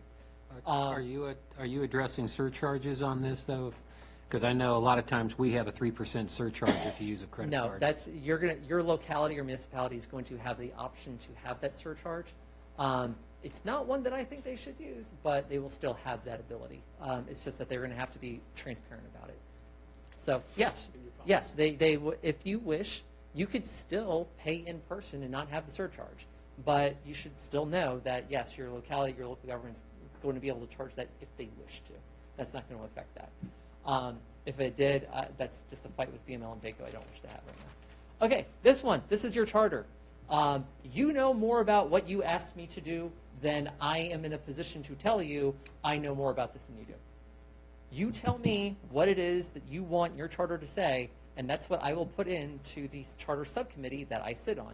I am the ranking member of that subcommittee, so I sit right next to the chairman. We get along. We disagree on a lot of things. I am going to tell you one thing that is the thing that has held up you all making a lot of these elaborate changes in before. There is always the fear that what you request the General Assembly to do, preserving the integrity of that request is not always honored. And that the General Assembly, that when you open it up, the General Assembly can do whatever they want with it. You have my word and my commitment that if anyone, and I will say the very nice word of messes with this bill, that I will fight them tooth and nail on this. And if I foresee any issue at all, that they make any change that was not requested and approved by the Haymarket Town Council, other than the most minute technical changes because someone forgot to put a comma somewhere or someone misspelled a word, other than technical amendments, I would kill the bill before I let them harm your charter. You have my word on that. I understand this is a thing that holds up this process and gets municipalities rightfully scared. I sit on that subcommittee. I will promise you that subcommittee and that full committee of county, cities, and towns will not screw with this. And then we'll get over to the Senate. Nothing's going to have a problem there. Just to make sure that the governor's willing to play ball. Because he did one thing this last year that does have me very worried, and that when he tried to move all of the Loudoun County school board elections and basically call for snap elections like it was Parliament. Well, they didn't have the constitutional authority to do that in the first place. But that bothers me because that starts getting into someone manipulating your charters. I don't think government should be doing that. Well, wasn't we allowed to ask questions? Yeah.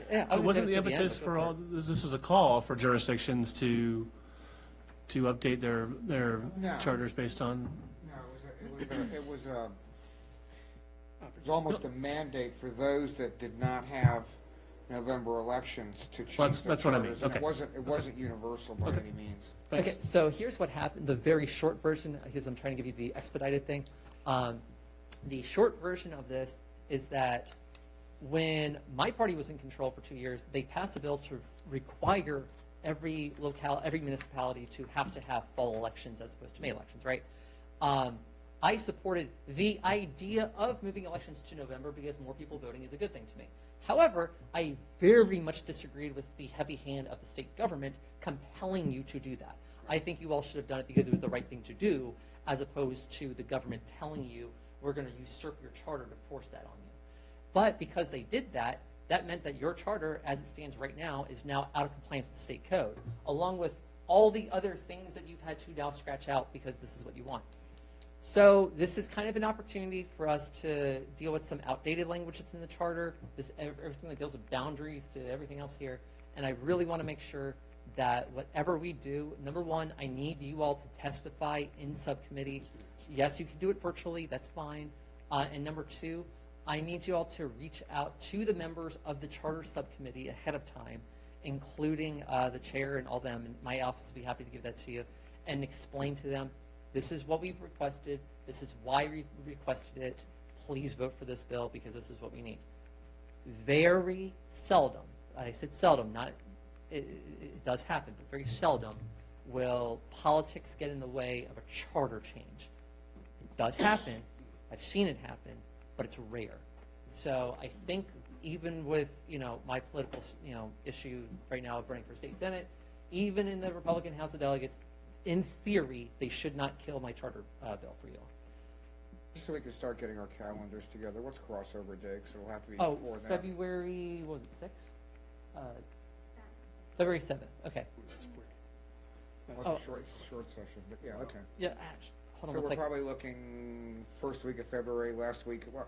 Well, it depends. They could come up as soon as 2 weeks from now. I mean, I've got this on here. We noted it. So that's the CC&T. Crossover is Tuesday, November 7th. Yes. That's the CC&T committee, and it's a Yeah, county, subcommittee? cities, and towns. So this will go into the county, cities, and towns charter subcommittee.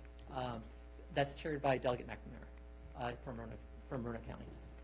Okay, any other questions about your charter or the edits thereof or anything else I should know? We just had 2 date changes that I think. Any questions from current or former mayors? Anything? We good? Okay, then let's move on to the next one. Hey, look, it's a lot of familiar faces I get to see again. Come on, this is good. School meals. Okay, so you already know my background with this. Italian stepmom, I want to feed everyone. Of my 32 bills that have been passed in law, 10 of them feed hungry kids, and the other 2 feed hungry adults. So what we want to do here is make sure that anytime that you are having a back-to-school night, for example, let's say, I know you've got kids in school. Let's say you go in for back-to-school night, you go into something where parents have been invited to attend. They should have an application for you and a little pile for you to take or hand out to you directly for you to be able to have information about free and reduced meals and the ability to apply for it. The same thing should happen for SNAP. One of the food insecurity issues that we have is that right now we have 37 out of 100 Prince William County schools enrolled in CEP because of my bill, yay, 5113 that we passed a couple years ago. However, in Haymarket and Gainesville, we don't have enrollment in CEP because you all, frankly, too many of your schools fall outside of the 40% threshold of students who are enrolled in free and reduced meals. However, some of your schools are relatively close to 40%. We want to maximize enrollment of already eligible families to get onto free and reduced meals in the first place, because the closer that gets to 40%, the sooner we will be able to provide universal free school meals paid for by the federal government with only a small share coming from the state, so that's going to save parents a lot of money. It's going to make sure that kids get fed at least twice a day, and it cuts down on a huge burden for the schools and administration in terms of dealing with the administrative burden of having to monitor stuff in the first place. I am also going to be putting in budget amendments that are going to call for Virginia to reinstate universal free school meals, just as we had in the 2020-2021 school year and the 2021-2022 school year. The fact that the federal government killed it because of Senator Mitch McConnell, it's not a partisan statement, it's a statement of fact, where he said that was a red line for him, quote, and that was it. I think a giant exception to that, if we have a lot of things spending-wise that we probably shouldn't be spending money on. Based on your party affiliation, they'll probably tell me what you think about that. But we should all agree that feeding children should be a thing that we agree on. That's just what I think. So with our $3.9 billion surplus, I think we should put that to feeding children. We will still have more than $3.5 billion left over from that. Okay, let's move on to the next one. Thank you. That's basically the text of the bill so that you all have the ability to see that. Next part here, cemeteries and their preservation thereof. So, thoroughfare down the street from here, right off of Route 55. Obviously, the terrible situation that happened last year with the bulldozing of historic cemeteries in that area. Tragic situation, or was it, I guess, 2 years ago now, right? Tragic situation. You never want to see that ever happen again. So last year I carried 3 bills meant to react to this. The first 2 passed, which was good, but we left one on the table. It died on a 4-4 vote in subcommittee. I got 1 Republican and 3 Democrats to vote for it. 3 Republicans were against it outright, and the other was really on the fence, and he was like, and then he just voted no. He wanted more time with it. So I said, okay, what can I do to get your vote on this? What can I do to make sure that we've actually incorporated your ideas? So, whole point of what I want to do this time is to have the ability for someone to be buried at a cemetery where they are only 1 or 2 generations away from their next of kin on private property. So, right now in Virginia, even on privately owned land, you can go and visit your kin who's buried at a cemetery. You have visitation rights. What you don't have on private property are burial rights, interment rights. What I'm trying to get at here is like, hey, look, if your grandparent, grandchild, child, parent, your sibling, if your immediate family is buried on privately owned land, you should be able to be buried next to them if that is your wish. We're talking, the issue that we had in subcommittee was, well, what if I've got a cemetery that's 200 years old, 100 years old, no one's been buried there since then?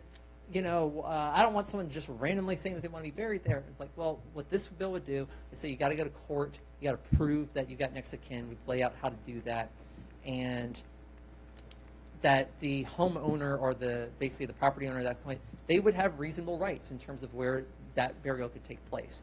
But bottom line is, this is not going to affect a lot of people in a lot of communities, but for those that it does affect, especially in thoroughfare, this means something more than just good policy for them. This is about where do they want to spend eternity. And so I want to get this right. And so I think we've got a good shot at this bill. I'm really working that 5th vote hard. So just fingers crossed if you all want to testify for it. Appreciate that too. Next one. Oh, and if you all want to include that in your legislative agenda also, because it is within a mile of the town, and I believe anytime that you have something within a mile of a town, that falls sometimes within you all being able to have not jurisdiction over, but you can have a letter of intent over, or a letter of interest over is what I should say. Appreciate that one as well. So that's the code stuff for it, just showing you that we've already been working on the draft. All right, next part, guardianship legislation. Same stuff we've been working on for years now. We actually had a work group that came out this last year. Long story short is we got some recommendations out of it that most of the people in the work group supported, the hospitals didn't like. What I'm trying to get of all these bills, I'm going to just talk about one of them.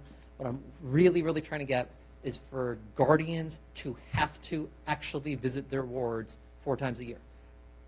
Some of these, because of the compromises we're going to have to make, will be virtual visits. They can designate someone to visit. A lot of stuff with it. Long story short with it right now is you got guardians in some cases with more than 100 wards under their care. There's no way that they're actually seeing them, multiple times in a year, every single one of them. And when that happens, people die. And one of my constituents. So guardian ad litem's a little different in that regard. This is really dealing with private guardians who have basically incapacitated people under their care. So guardian ad litem is dealt with in this to a lesser extent. It's not quite the same as more institutional use, that sort of thing. Yeah. Okay. Yeah. So, all right, let's move on to the next one. Transportation safety, especially in Haymarket. You all know what's happening at Graduation Drive. You all are well aware of the train that hit the car right down the street from here. What was it, 2-3 months ago? Mm-hmm. We have chronically underfunded transportation for generations in Virginia. And in 2020, we passed a very significant bill to actually increase funding, which was good. This last year had all of the bills that were meant to gut transportation funding actually got to the House floor and passed. Actually, not just the House floor, but actually passed. we would have lost $700 some odd million over the biennium, which is, to me, unthinkable. That dealt with the gas tax holiday thing. If you want to know what drives down the price of gas, competition drives down the price of gas. And worldwide economics and things that are beyond the state's control drive that.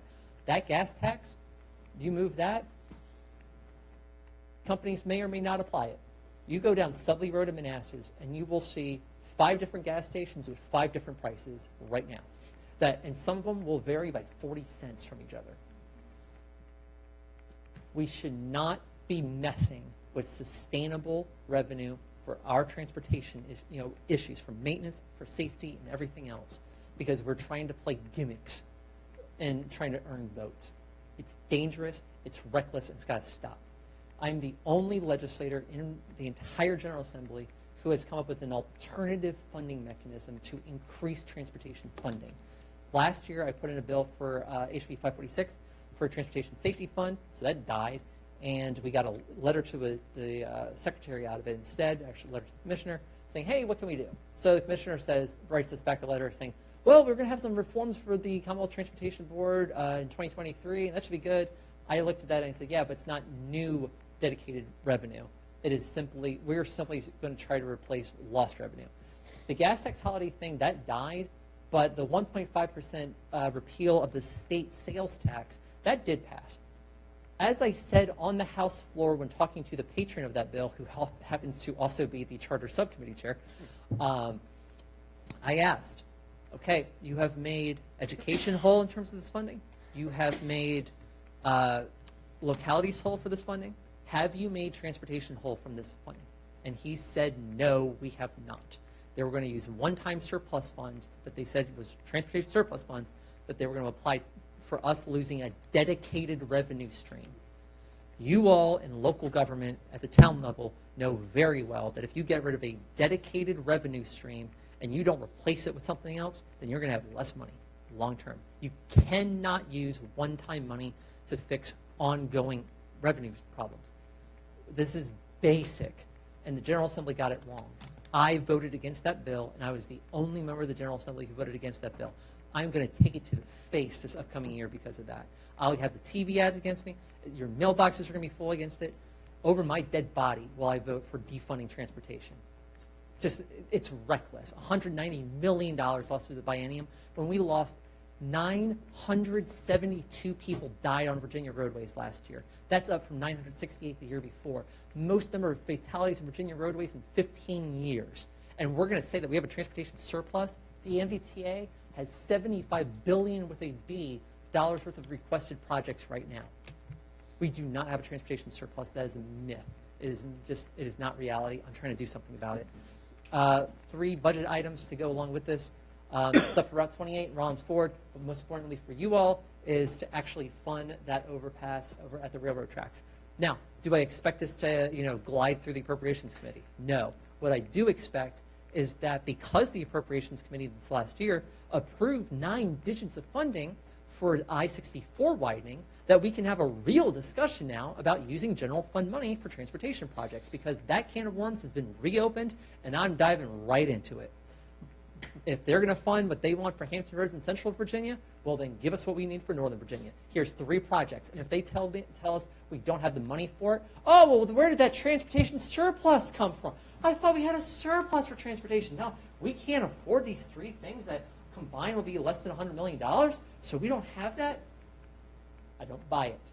It is a myth, it is a lie, and I will not stand for it. And I'm going to keep hammering on this over and over again until we get real about transportation funding.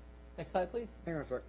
Yes, we're about to get into the fun stuff. Before you go off the Route 28, do you have any sense of when and if the Army Corps is going to weigh in on the proposed bypass route?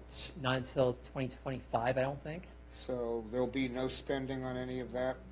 The Northern Virginia Transportation County Authority Board. will not be spending money on Godwin Drive Extended anytime soon. However, when I was on the MBTA, I did vote twice against funding for Godwin Drive Extended for that because, well, frankly, my constituents would lose their homes in low-income areas, and I don't think that's the right thing to do. Right. So I don't think it's not going to come to fruition before 2027, for example, but I don't expect there to be any funding going to that this year.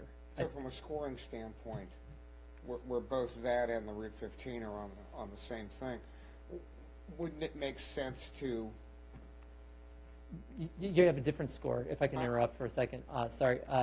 Route 15, you're dealing with a safety project as opposed to a capacity project. But I'm approaching it from a different standpoint. If there's no chance you're going to get it done because you're sitting waiting for the Army Corps to deliver deliver a result of their analysis, whether they're even going to allow you to do it, why would you expend funding on what may be an impossibility instead of direct? I know the answer. I think they're just putting it into a pot where it's like, upon fulfillment of it, then they can tap into the revenue. But like, they can't build anything until one of the design engineers is actually done, which does cost money. But the second thing is, not until the design engineer is done can U.S. Army Corps of Engineers even weigh in on it at that point, because they won't know what the direction or what the actual routing of it would be. Well, with respect to the safety, are you going to make any attempt to change the scoring in that, to give safety a higher score? Because there are a lot of people that are starting to scream that. Yeah. So, Bob, we had we had legislation that would have it was from Senator Serville last year that would have basically prioritized more safety in terms of score. That ran into a big problem in both the MBTA as well as the General Assembly. And here's a big problem that we have right now. The Northern Virginia Transportation Authority does not have a member of the House of Delegates on it anymore. When the majority changed last year, the Speaker took me as well as Delegate Watts off. I understand taking me off. I'm from a swing district. I get the politics of it. Taking the former Secretary of Transportation off, that to me, from a not swing district, that didn't make sense to me. So they replaced the two of us.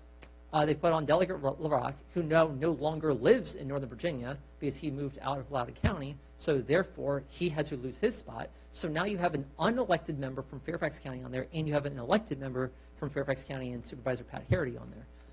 The General Assembly has lost 2/3 of its voice on the MBTA. Senator Jennifer Boysko is all we have left at that point. That is a big problem. That's a big problem because then the right hand doesn't know what the left hand's doing at this point. Is there anything we can do to, maybe Chief, I'm not going to have Chief get involved, but what I'm hearing from a lot of people is they're less concerned with the congestion issues right now than the safety issues created by substandard or crumbling roads. So I agree with you in terms of the safety has to be a priority at this point. I'm not going to be at a place to say that we shouldn't focus on congestion. I am going to be at a place to saying that getting people to not get killed and hurt should be our top priority. And by the way, traffic crashes slow down traffic. It's a thing. So I've got a big problem with the way the current funding formula works. But at the same time, the locality responds to the funding formula. They put in road widenings more often than safety projects because they think it's going to score better. My project for Route 28, the STARS project, that deals with the existing roadway itself in terms of safety, but it came in 18th place the first time around. So we've made some changes. We're going to give it another shot this year through Smart Scale. We qualified for RSTP funds for it, which is cool. I just got it approved in MVTA transaction. So we're eligible for more money now, which is nice. And I've also written a letter to the federal government asking for more money. Okay, so data center stuff. Let's talk about your backyard. This first one, this is the big one. So we have 3 overarching issues with the data centers as far as I have seen it from Manassas looking in. Number 1 is what happens with our water quality. Number 2 is transmission lines. We've had transmission lines fights right here in Haymarket, 2006, 2014. I was a reporter, covered both of those. So what are we going to do if we have another proposal for more above-ground transmission lines? And Dominion officials have already told me directly this will require new transmission facilities. I don't mean that they're going to simply add more stuff to the existing line. They're going to build new stuff. And therefore, if they're going to build new stuff, and we're going to learn from the lessons of 2006 and 2014, then we need to nip this in the bud now, this year, immediately. So we'll get into that part in a second. And then third is wildlife. What I said over in Heritage Hunt, I'll repeat here, which is that for people who have been supposedly given domain our dominion over animals for us to kill them because we want to make a ton of money off of data centers, I think that's wrong. I don't know if anyone else wants to push back on me on that, but I think that right now you have a giant area for wildlife crossing, and they want to reduce that in some places to less than 300 feet. There's even one push for it to be even less than that. So we'll get into that part in a second. This first part, stormwater management, data center folks are not going to like this one.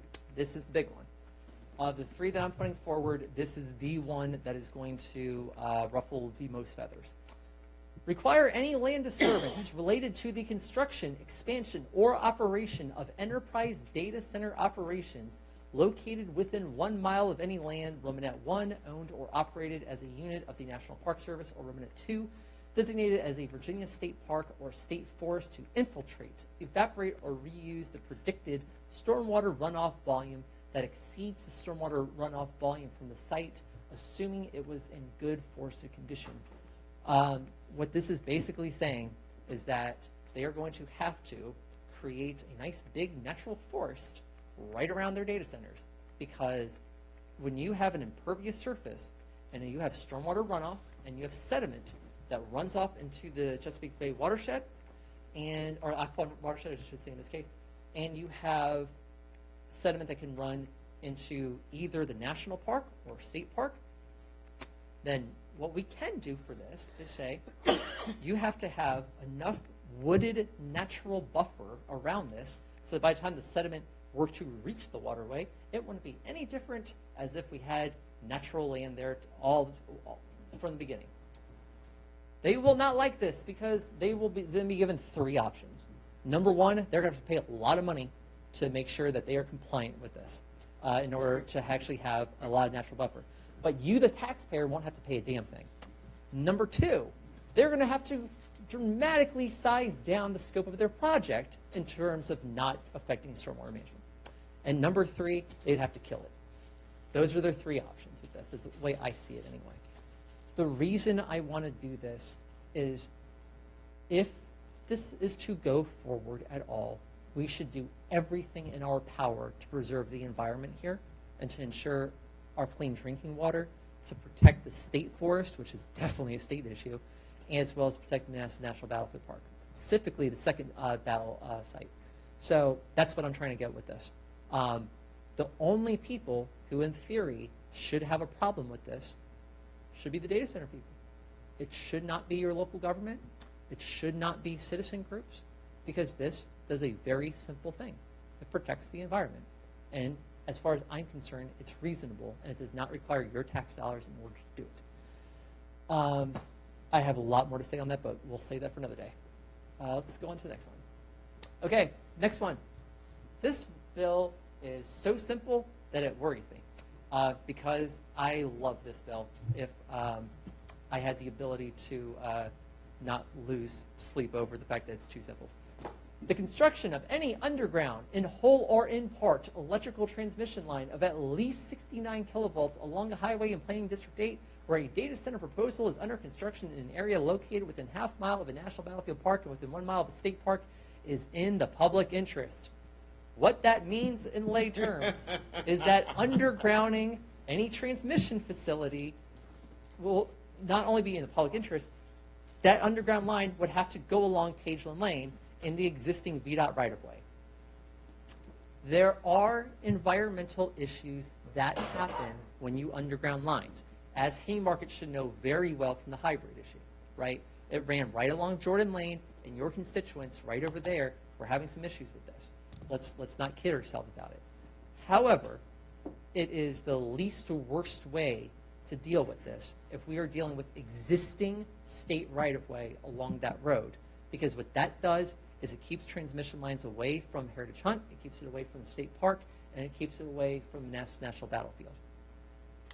This is so simple of a bill that I've now reached out to all the stakeholders, and yes, Dominion is part of that. I have to talk to Dominion. That is part of my job. I don't take money from for-profit corporations or PACs or lobbies or the trade associations, so it's not like I have any issues in terms of dealing with them. It is simply part of my job. I have to talk to Dominion because they're a stakeholder. I mean, so we have to deal with it. So we'll go on to the next one. Thank you. So for this one sentence, the plan, comprehensive plan, shall recommend where practicable a minimum width of 500 feet for any wildlife crossing project. We have already contacted the Virginia Department of Wildlife Resources for this. We are requesting feedback. I will probably have to make a lot more specifications for this so that it relates only to the Virginia Digital Gateway area. But long story short is I'm trying to give animals more room. Like, let's not kill everything just because we can. All right, let's move on to the next one, please. This is a resolution that will request the Department of Energy to study impacts of data center development on Virginia's environment, economy, energy resources, and ability to meet carbon reduction goals. This is a direct constituent service request, so that's what I'm putting in. Someone had requested something about this that dealt with cryptocurrency mining. I'm not getting involved with crypto in this data center fight. Like, I want us to, like, let's stay focused, like, you know, on this. So that's It's a different but related issue.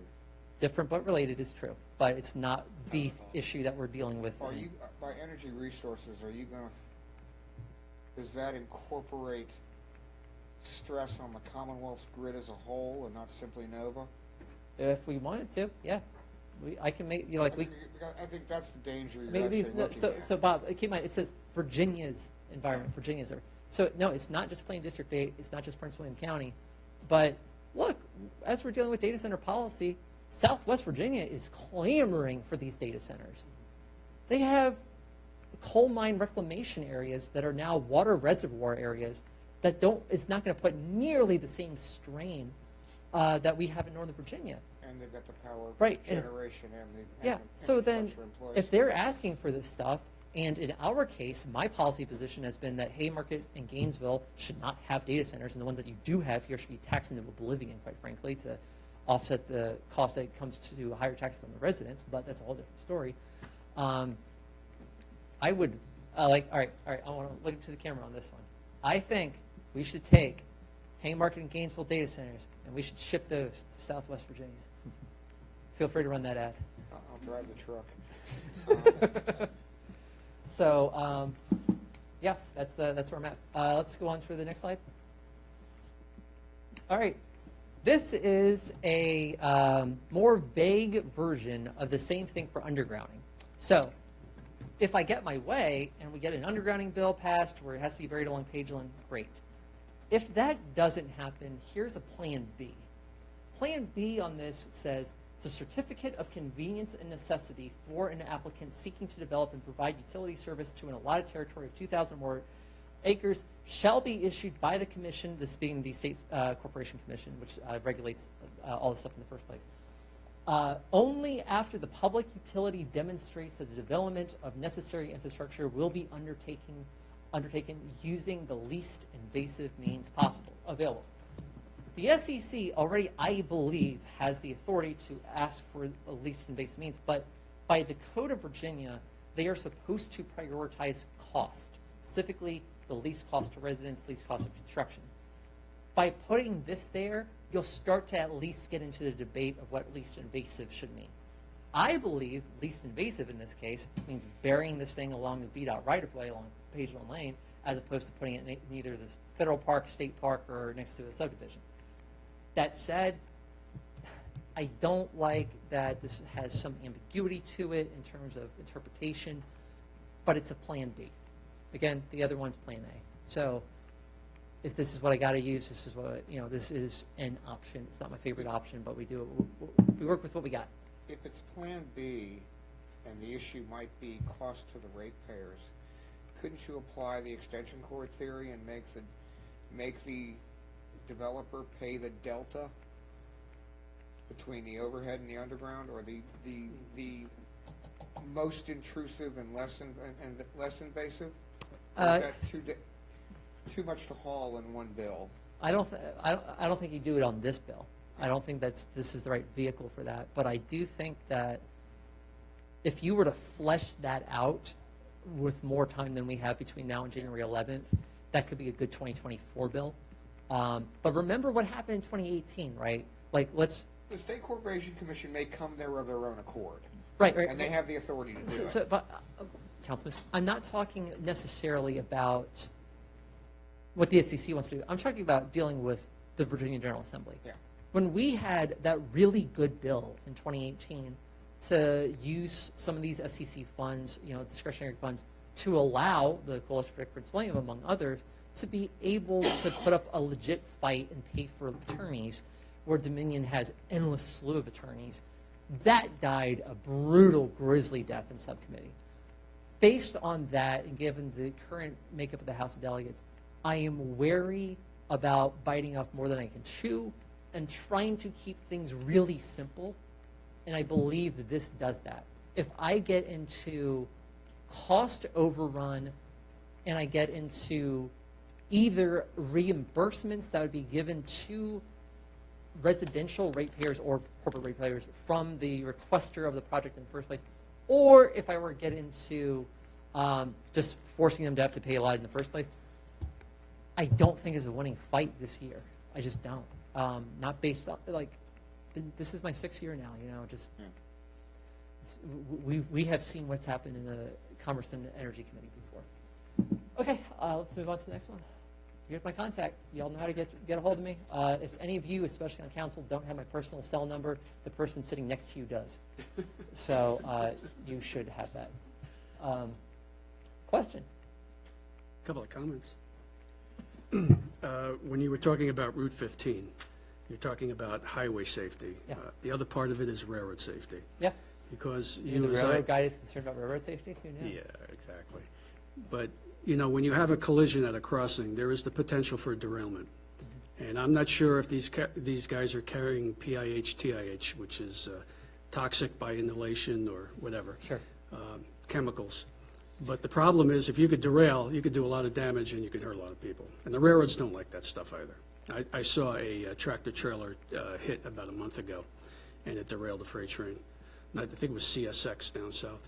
But I would gather Norfolk Southern might be interested in the safety aspect as well, plus the economic benefits to them as well. So to do I grade think- it's not elimination, it's grade separation. What I would love with that is if Norfolk Southern was willing to ante up a little bit and Well, put good some luck with skin in that. the game. Right, but that's the best we could do is incentivize them to do it by saying the state will put up its obligation in terms of the road part of it. But keep in mind, that rail, and you know this better than anyone, that's privately owned. Yeah. I can't compel them what to do with their privately owned land if we don't have a public easement on it or we don't have some public say over it. Right. STB might have something to say about that.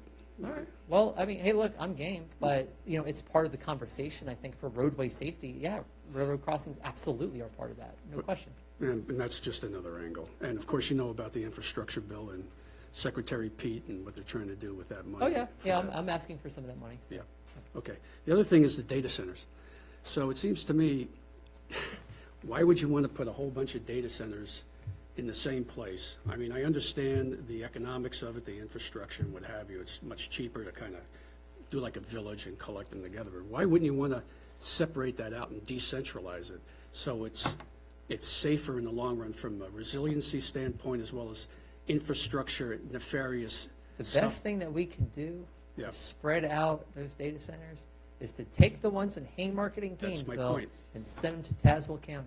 Well, that's my point. You have to run dark fiber there first. Right, but the issue is, I mean, if it's all collected in one area, I mean, it could be hit, and then we could have some real problems. So that would be an argument for moving it elsewhere and kind of decentralizing the Joe, whole I'm thing. not, Council, I'm not going to put up a fight with you on that. Yeah. I mean, I think Council as well as myself, we're pretty much in agreement in terms of the problems here.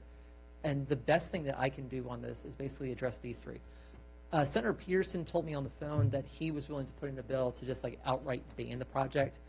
What I told him was I would be willing to sign on to as a co-patron of that and then allow him as a member of the majority in the Senate, who is the chairman of the Committee of Jurisdiction on this, to be able to work that through the Senate. If you get that through a Democratic Senate, then you created momentum for how we deal with this in a Republican House.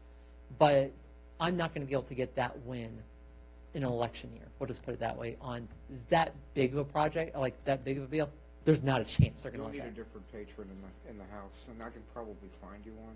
No, it's too late. You're not going to find one right now. Yeah, we'll see. It's just sign on to CHAP's bill. That's the way to do it. Can you get us a draft copy of that when it becomes available? Yeah, when it's available. Yeah, I'll send it over to you. Yeah. I mean, Yeah, you'll I'm find just on curious about the you're going to find language. on LIS anyway. He publishes his bills before I do. I just haven't seen anything on LIS, so. Well, I've been watching every day, yeah. well, I still read it. yeah.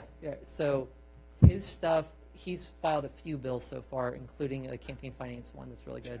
But we're still waiting on this one. And the deadline for that is next week? I mean, so this Friday is the last day to request edits, and 10 a.m. Wednesday, January 11th, is the last day to put it in as a pre-file. You could still file bills after then, but then you've got a 5-bill limit that still When counts. should LIS be populated more or less fully? Same day. Same day? Yeah, or within 24 hours at least. Yeah. So Yeah. worst case scenario, we're looking early next week? Before we know everything? Yeah, look, Before I we mean, see virtually everything? we both have a direct line to CHAP. I mean, we'll talk to him. Well, I don't know if you know what's happened to his chief of staff with her husband. Last week. Oh, no, I didn't know that. Oh, it's awful. So I'm not pressing Chap for. Noted. Okay. All right. Any other questions? Just kind of go around the horn. Anything? Well, thank you for your presentation. Thank you for allowing me to get done by the time I was supposed to start. So that's really good. It's even better for us. Was that? Yeah. Oh, I know. So I'm assuming at least half of you are going to go to Giuseppe's in 5 minutes. So with that, feel free to contact me, send me the edits for the charter, and I will give you another update once session ends February 25th. I'll let you know how things went, either then or after veto session. So that'll be up to y'all's choosing. But thank you so much. Good to see you again. Thank you. Take it easy, thanks. And Kim, do you need anything so we can? Okay. Okay, we'll move on. Ordinance 2022. So for the one, Delegate Rome, I'm sorry. You asked us to speak at, or testify for one of the bills. What did you want all of us, a No. representative No, of us? okay. Just one or two members will do. Okay. Especially in the charter subcommittee, there is a thing of overkill. We have too many people. Simple. And the last thing that we did on the BZA, Councilmember Pasanello testified. He did great. He was in and out. And then we heard basically a triste from our esteemed BZA chair. He's very nice. He's lovely. He just Well prepared. he was very well prepared to fight an argument that was not coming up. So just Sometimes less is more. less is more. You just Okay. one or two will do. Be careful about And that. a joint statement from all Oh, of yes. us? What I would, Okay. so one of the things that I required when I was charter's chair was the document of the vote requesting the charter amendment. From you all, I would like that. And if you could maybe, Mr. Mayor, if you could send a letter or a council letter that says, this is the charter amendment, this is why we're asking for it, please pass it. Doesn't have to be more than 2 or 3 paragraphs. And then I will submit that, or I'll make sure that gets to the sub-chair as well as the full committee chair. Councilman Awesome. Ramirez, I would Thank you. caution against volunteering to go down there, as I'm- the delegate could tell you, going for a meeting that's scheduled at 2 can often leave you there until 9. This is why you can testify virtually. I was not necessarily volunteering. I was just clarifying so that any discussion and agreement would come from council. Going to Richmond can be a very long day. It is, especially when you work there. So with that, thank you all. Awesome. Thank you. Thanks so much. Solo voce. One voice. Ken, have fun. I got enough to go down there for. Oh, yeah. Okay. Now, I'll try for the third time. Third will be a charm, right? Ordinance 2022-006, Chesapeake Bay Protection Act, zoning text amendments. Mr.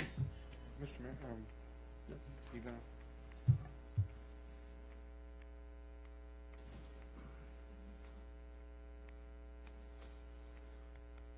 as discussed in previous councils, this is zoning text amendment regarding RPA requirements to be found in our zoning text for the Chesapeake Bay Preservation Act.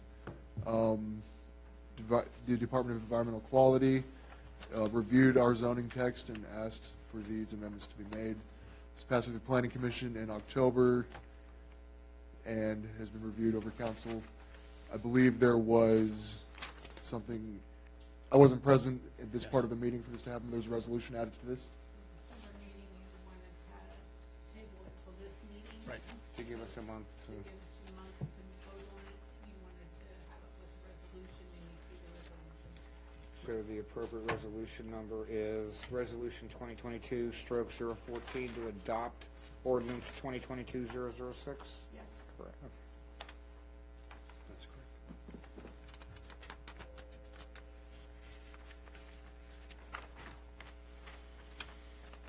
Okay.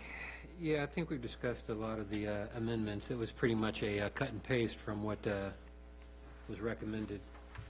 Does anybody have any questions on this? Puts us in compliance. Yep, puts us in compliance, so I need a motion. Mr. Mayor, I would move adoption of Resolution 2022/014, which is a resolution to adopt ordinance 2022/006. Okay, got a motion and second. Last chance for discussion. Put it up for vote. Weir. Aye. Casanello. Yes. Pater. Yes. Schneider, who has stepped out. Ramirez. Yes. Lee. Yes. Okay, now we're up to a discussion for use of town hall. This was put on the agenda, an request from Councilman Casanello. Yes. As we are getting more and more people wishing to use the town hall facilities for HOA, Boy Scout, Girl Scout meetings, church meetings. Yes, thank you, Madam Clerk. This is something I thought we could put on the work session agenda and give the staff a little bit of time, kind of come up with an idea for a policy and what may or may not work. So, for example, the HOA where I live, they're looking for a place to have their meetings 4 times a month, and they asked if we could use this facility, and I believe, 4 times a month? I'm sorry, did I say a month? Yeah. 4 times a year. Yeah, that's quite a lot of meetings. I stand corrected, 4 times a year. Say weekly. That would have to be a full-time job, my goodness. So anyway, 4 times a year, once a quarter, and my understanding is that we've allowed folks to use this facility. We have the security in place, the locks in place to isolate important documents and what have you. So I just thought we would bring this forward and have this discussion and see what we can develop, because I think, as far as I'm concerned, we haven't been utilizing this space as much as we could. We just need to make sure that we secure and keep it safe. So that was my idea. Okay, yeah, I'm assuming this would be a good work session discussion. What we could do with this discussion here is task any prep work that's necessary for it. I see this being a burden on the police force, so I'd like to get some discussion items from you, because I have a feeling you're going to be managing having to open this facility, close this facility, monitor it from point to point. So if you could do some type of prep work for the work session to address that type of stuff. You didn't tell him that was going to be the mayor's job? Oh, I thought I did. No problem, Mayor. I'll get with the acting town manager. Yep. And town manager, of course, would handle any of the administrative scheduling issues that would be associated with it, points of contact, those type of things will need to be discussed. Mayor, I would also ask the clerk to maybe find the minutes when we brought this up many years ago, and we actually stopped using it. So those minutes, I think, might be helpful to understand just what was in perspective at that time, which might not be today. But I think there's some minutes regarding this. Thank you. Any other discussions required on this? Okay, so as directed. We'll move on.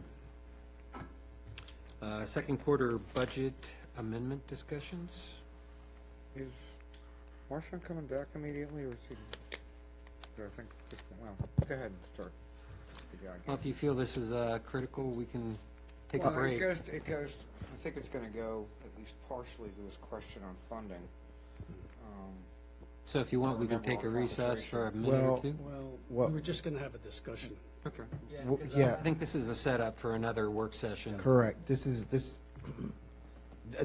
part of the agenda is just asking for council's directive to go ahead and for myself to be able to do the public notice for the February town council meeting, to hold the public hearing then for the amendment, but the discussion will happen at the work session. So we'll actually have that week prior, but this is just more to get the go-ahead from council, if I can go ahead and do that public notice, because we are required that anything over 1%, which it will be, this change will be more than 1% change to the current budget, adopted budget.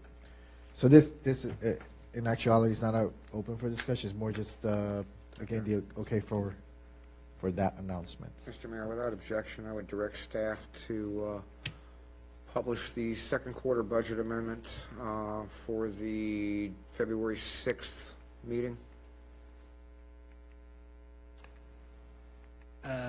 You think it should be published for the work session, so that's citizens' time if we do go No, public? This is a public hearing notice. The Okay, public hearing notice for the will be public at- hearing? Yep. Any objections? So directed. Thank you. When do you think we're going to have a relatively close version to get to everybody? Hopefully well in advance of the Work session. I know there's still numbers being adjusted, but I actually am hoping to have the first draft this week completed, kind of take a look over it at the finance on Thursday, and then send it out to everyone by Friday. I think this is, if I'm not mistaken, the initial intent with excess funds is putting them in CIP for projects like rehab. Yes, this At least that last conversation we had, I think that's what your intent was. yeah, so my intent is to adjust for the PD position, adjust some of the stuff we needed to move. Any excessive money was going towards the CIP funding, on top of what's already in the current budget.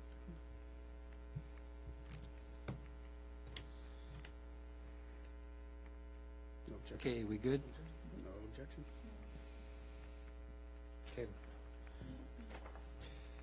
That's the only So, that takes care of the agenda items. We'll move on to council member time. First up, our new council member, David Leak. Thank you, Mayor. Just wanted to thank the mayor and the council members and the staff for a warm welcoming back, and thanks, everyone. Yep. Okay, next, Councilman Joe Passanella. You got it right. Thank you. Faison. Yeah, I just want to acknowledge another good year, and hopefully we'll have a very fruitful new 2-year term. Congratulations, Vice Mayor, all the liaisons. Looking forward to moving forward some projects. We were busy over the last 2.5 years with some cleanup work that we had to do, but I think we're now better positioned to move forward. So, and I just want to wish everybody a happy new year, and that's it. Okay. Vice Mayor Tracy Lynn. I also wanted to wish everybody a very happy new year. I wanted to thank all of our service members and families for their sacrifices this past holiday season. I was really touched by the information from the food pantry, so please consider volunteering. And then I would also like to extend a special acknowledgement to True Vibe Brewery and Ghosted Concepts for helping me host the Business Roundtable in December. And thank you to everybody who came. I really appreciate it. And then I believe we have a blood drive January 11th. Yes? Okay. Excellent. Okay. Nobody I wants better to. get over there. My blood's toxic. I'd also like to acknowledge Nadia and Rooted in Education and all that she's done this year with our community garden. And then thank you for the nominations. Appreciate it. That's it. Thank you. Councilwoman Mary? Thank you, Mayor. I really just, Tracy Lynn stole my thunder. Want to second everything she said. Welcome David Leake to the crew. I think that the next 2 years are going to be really exciting. I can't wait to move forward with a lot of plans that we've kind of laid the groundwork for, so I'm looking forward to that. And Happy New Year. I hope everyone has a joyful and healthy year. And thank you for letting me serve with you guys. Okay, thank you. Councilman Marchand? Thank you very much. To what's been said, Happy New Year to everyone. We did talk about it briefly, but great job, staff and council members that helped support the Christmas event, the holiday event. That did well, and I think was well attended and well received. Santa Claus visit was awesome. I got a picture with Santa. That was well received as well. You fit on his lap? Some of the negative waves. Negative waves. So, but I appreciate the police department's support on that. So, and again, out of sight, not out of minds.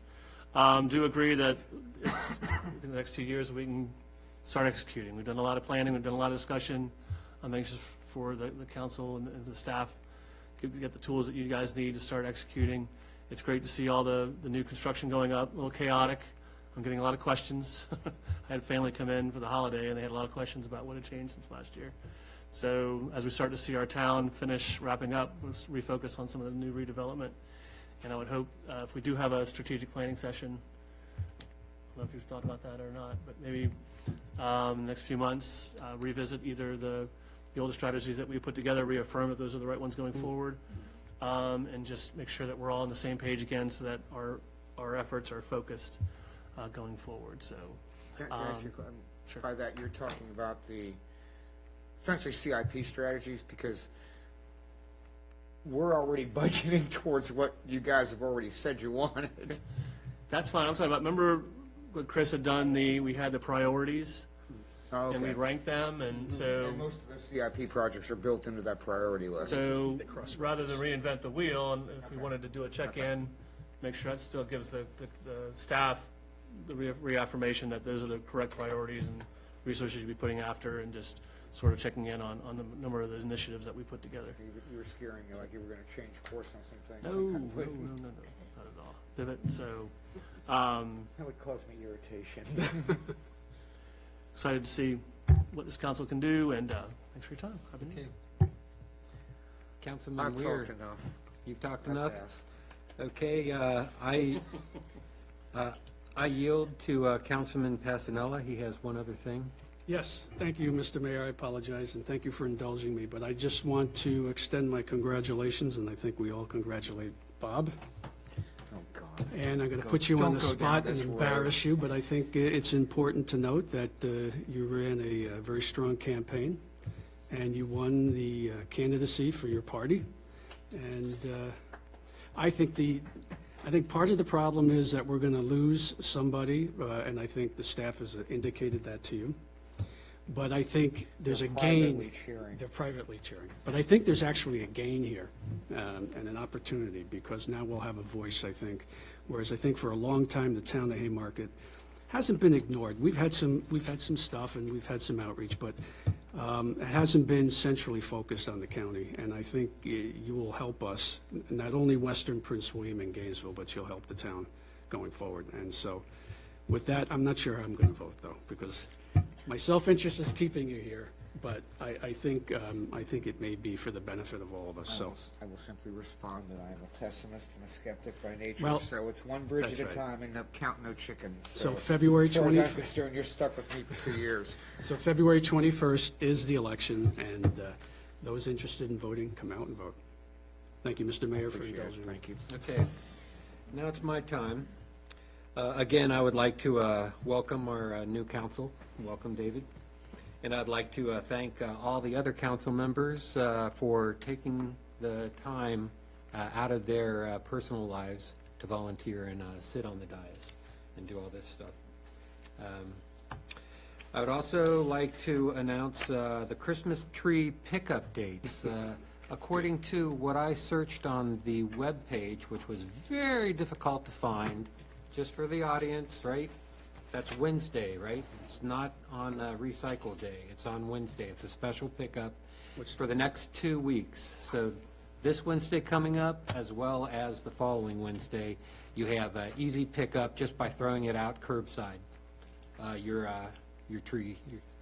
Anytime after that, I think it's during recycle time, right?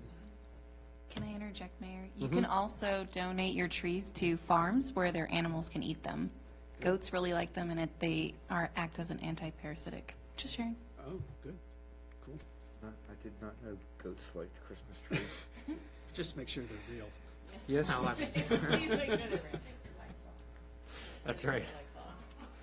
There's a hole in the beak. And also, I guess, the comp plan survey that is bannering across, I'd like to remind people that that's still out there.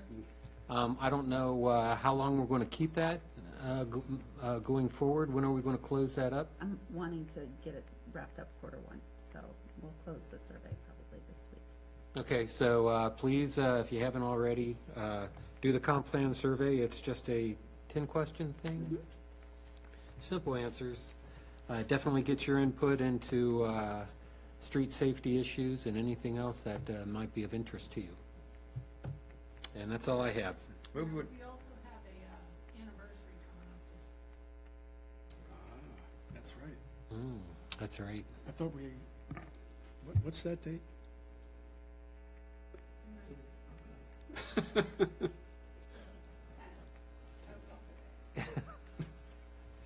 Congratulations. Yeah. And, yep. oh, I thought it was his employment anniversary. It is. Oh, I was waiting. Congratulations. Congratulations. Thank you for staying. How many years? 26. Time flies when you're having fun. Okay. No gray hair yet. Move to adjourn. Second. Got a motion and second. All in favor? Aye. Any nays? Let's go. When I left, I missed So what you we were saying. asked that confused.